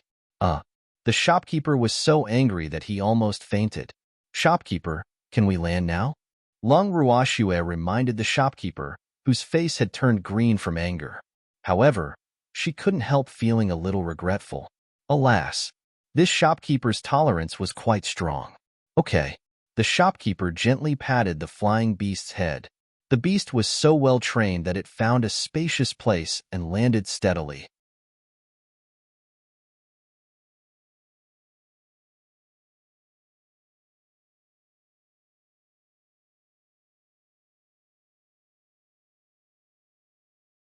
Chapter 509. A Gathering of Men, 3. I'm here on young master's orders to deliver Miss Lung's servants. Outside the Yu family's main residence, the shopkeeper took out a token and said to the guard guarding the door, Go in. The young master asked you to send them to the Heartless Garden. The guard let them pass without even looking at the signboard because he had just received the young master's order. Okay. The shopkeeper thanked him and then led Long Ruashue and the freak straight to the Heartless Garden. After several turns, the shopkeeper finally brought Long Ruashue and the freak to the Heartless Garden. Long Ruashue stood outside the Heartless Garden, looking at the obviously new board, her heart full of sarcasm. Alas, this was what men were like. Liking the new and hating the old should be the common problem of all men. Please enter. Miss Long is still waiting for you. I'll take my leave. The shopkeeper turned and left after speaking. Long Ruashue and the freak walked directly into the Heartless Garden after seeing the shopkeeper leave. At this moment, hundreds of flowers were blooming in the Heartless Garden, and thousands of birds were chirping. It was the most beautiful time. The guards in the yard were abnormally tight, almost guarding every 3 steps and every 5 steps as if they were guarding something important. In the garden, Empty sat on the chair and played with the flowers in his hand in boredom. He was really depressed. Boo-hoo. He was actually imprisoned. Why weren't Little Snow and Little Chen Chun accompanying him yet? At this moment, Long Ruashue and the freak happened to walk in. They saw the depressed-looking Empty from afar. The two of them slowly approached. "Miss, your servants are here," Long Ruashue said with a light smile. "Damn girl, why are you only here now? Where did you two fool around? Tell me the truth." Upon hearing Long Ruakshue's voice, he immediately roared furiously. These two baddies only cared about traveling and playing and left him alone with the 5 wolves. "Boo-hoo, bad people. Miss, calm down. How can you wrong us? We walk down on our legs, unlike you who has someone carrying you. Of course, you're faster than us. However, your speed is really extraordinary. Are we going to discuss marriage now?" Long Ruashue teased with a light smile. Hee, they had successfully infiltrated the enemy's ranks, even though it was a little different from her plan. "Damn girl, you still dare to say that. It would have been better if she hadn't mentioned it. But now that she did," his anger rose immediately. "What's the matter?" Long Ruashue pretended to be stupid. "Umph." Empty snorted coldly and turned his head to ignore them. "My good miss, don't be angry with us." Long Ruashue coaxed softly. "Sheener, aren't they already here? Why are you still angry?" Suddenly, Yukun's voice sounded from beside the 3 of them.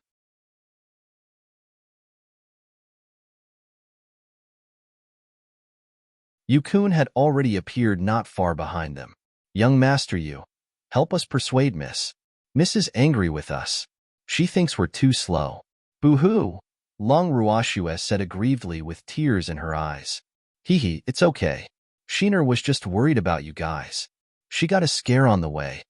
Yukun said understandingly. "By the way, Sheener, I know the whereabouts of the 10,000-year-old wild ginseng you wanted. It's the Yu family's treasure." "Humph. Yutao even told us that he didn't know. How ridiculous. However, don't worry. I've already asked Father to help me ask for it from the Yu family. I think the Yu family won't dare to trample on my father," Yukun said confidently. He even began to fantasize in his heart that he was already the Long family's quick son-in-law. "Thank you for your trouble, Big Brother Kun.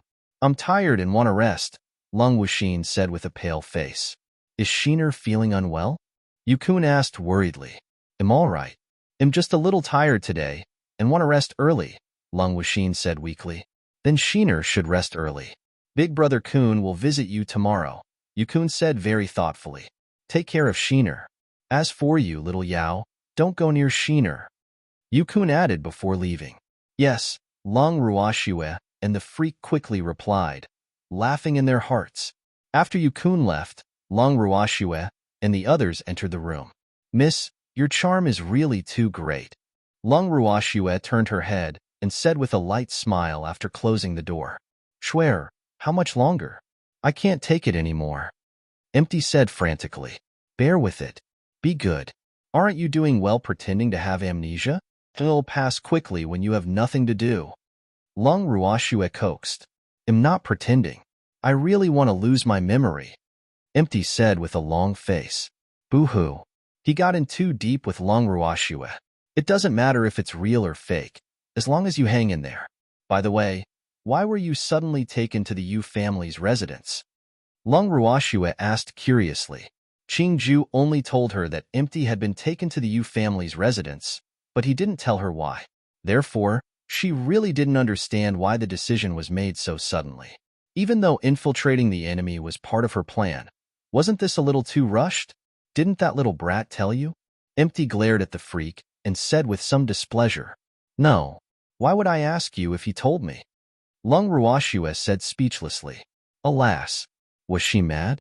It's all his fault, Empty said through gritted teeth, his beautiful eyes shooting out raging flames. What does it have to do with me? Don't malign me. The freak raised his eyes slightly and said nonchalantly, Who else does it have to do with? Will I be brought here directly if it doesn't have to do with you? Empty roared. Humph.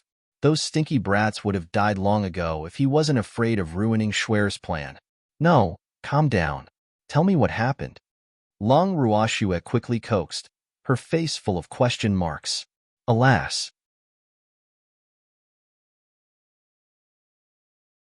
So infuriating. Qingju kept her guessing, but Empty was hesitating as well. I was snatched here because of the old madam that the damn freak mentioned.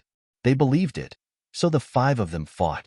In the end, Yukun won, and he brought me here, Empty explained hesitantly, his expression very conflicted.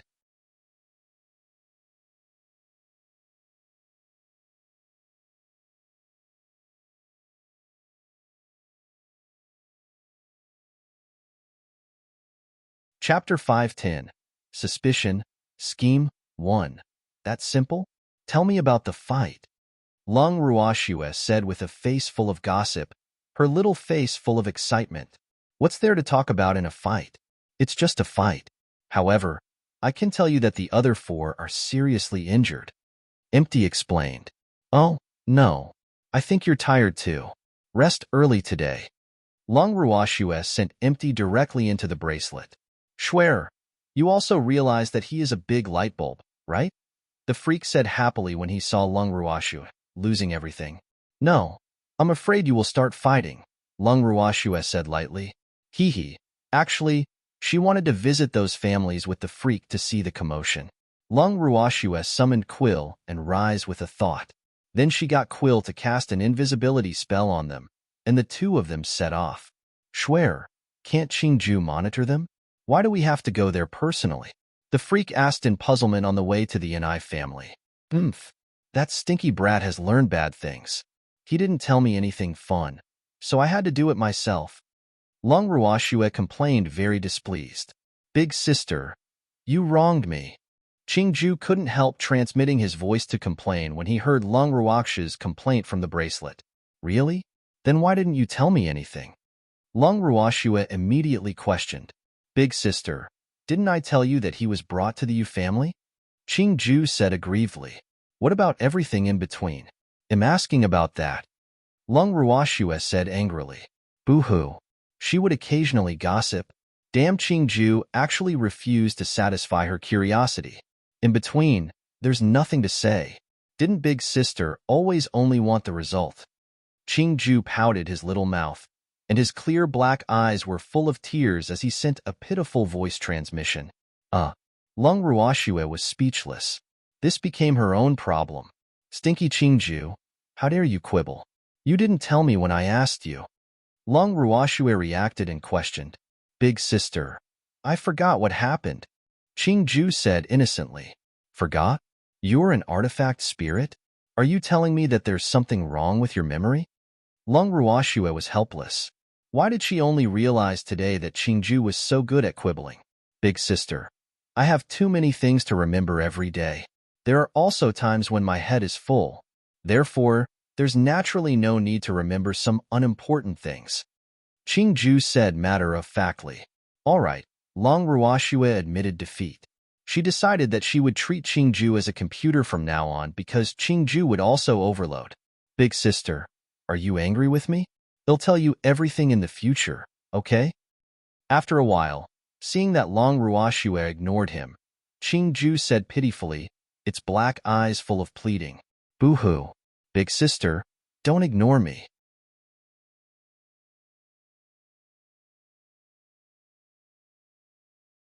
Big sister, Yukun went to the toilet just now and grabbed something to eat without washing his hands.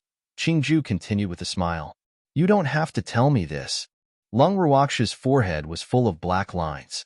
She couldn't bear it anymore and roared in her heart. Damn Qingju, he must have done it on purpose. Oh. Qingju covered his mouth and giggled. Hee hee, big sister is so cute. Qingju, continue monitoring them. Tell me if there's anything important. There's no need to say anything unimportant. Lung Ruoxue sighed softly and said helplessly. She cut off her connection with Qingju after speaking. What's the matter, Schwer? The freak asked in puzzlement when he heard Lung Ruoxue suddenly sigh. Nothing. I just had a chat with Qingju. That stinky brat deliberately pissed me off. Lung Ruoxue said helplessly. Hee hee, my Schwer is too cute, the freak said with some jealousy. Lung Ruoxue looked at the freak cautiously and thought, what a strong vinegar smell. Master, we're at Patriarch Nis residence, Quill reminded. Quill, just fly in, Lung Ruoxue ordered. They were invisible anyway, and no one in the Ni family could see them. Yes. Quill flew in and searched with its X-ray vision after hearing Lung Ruox's instructions. Finally, it landed in a yard. Master, this is the main courtyard, Quill reminded. Okay. Lung Ruoxue nodded and jumped down from Quill's back. Lung Ruoxue looked up and sized up the Ni family head's yard. She saw that there was nothing else in the huge main yard except for a few tall towering trees, a few stone tables, and stone chairs. This patriarch of the Ni family is quite low-key, Lung Ruoxue said in surprise. This yard doesn't look like someone who likes to be ostentatious, but who knows? The freak said nonchalantly. To be honest, he didn't have a good impression of the Ni family because the waiter from the Ni families had threatened them when they first arrived in Myriad Mountain City. As the saying goes, like servant, like master. Someone's talking in the study. Let's go take a look. Lung Ruoxue vaguely heard voices coming from the study with the light on, so she suggested. Anyway, it was not the first time they were eavesdropping. Okay. The freak nodded slightly. The two of them and the two transmogrified little beasts quietly walked toward the study. In the study, the patriarch of the Ni family sat at the head of the table with a worried expression. He was a middle-aged man in his 60s with handsome features and a strong aura. The power of the mystic sovereign gave him a domineering aura. The matriarch of the Ni family was sitting in a chair beside him. She was about 40 years old. She was definitely a beauty when she was young, even though she was a little chubby and disheveled. A middle-aged man who looked like a butler was standing respectfully opposite them, waiting for instructions. Old master, that Yukun was too ruthless. He actually injured Fenger so badly.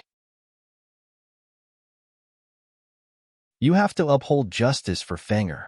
Madam and I wailed with snot and tears. Make a decision? How can I make a decision? The five of them actually fought on the streets for the sake of competing for a woman. Our Ni family has been in Myriad Mountain City for so many years, and we've lost all our faces this time. The patriarch of the Ni family said with a face full of anger, and he was even more furious in his heart. What kind of woman is so charming that they actually fought on the streets for her? You're tuning in to the Romance Rendezvous YouTube channel. We're so grateful for your support, and don't forget to subscribe to join us on this incredible journey through captivating stories. Your generosity through donations truly makes a world of difference, as it's the primary source of revenue that allows me to expand and enhance this channel for you. Thank you from the bottom of my heart for being a part of this adventure.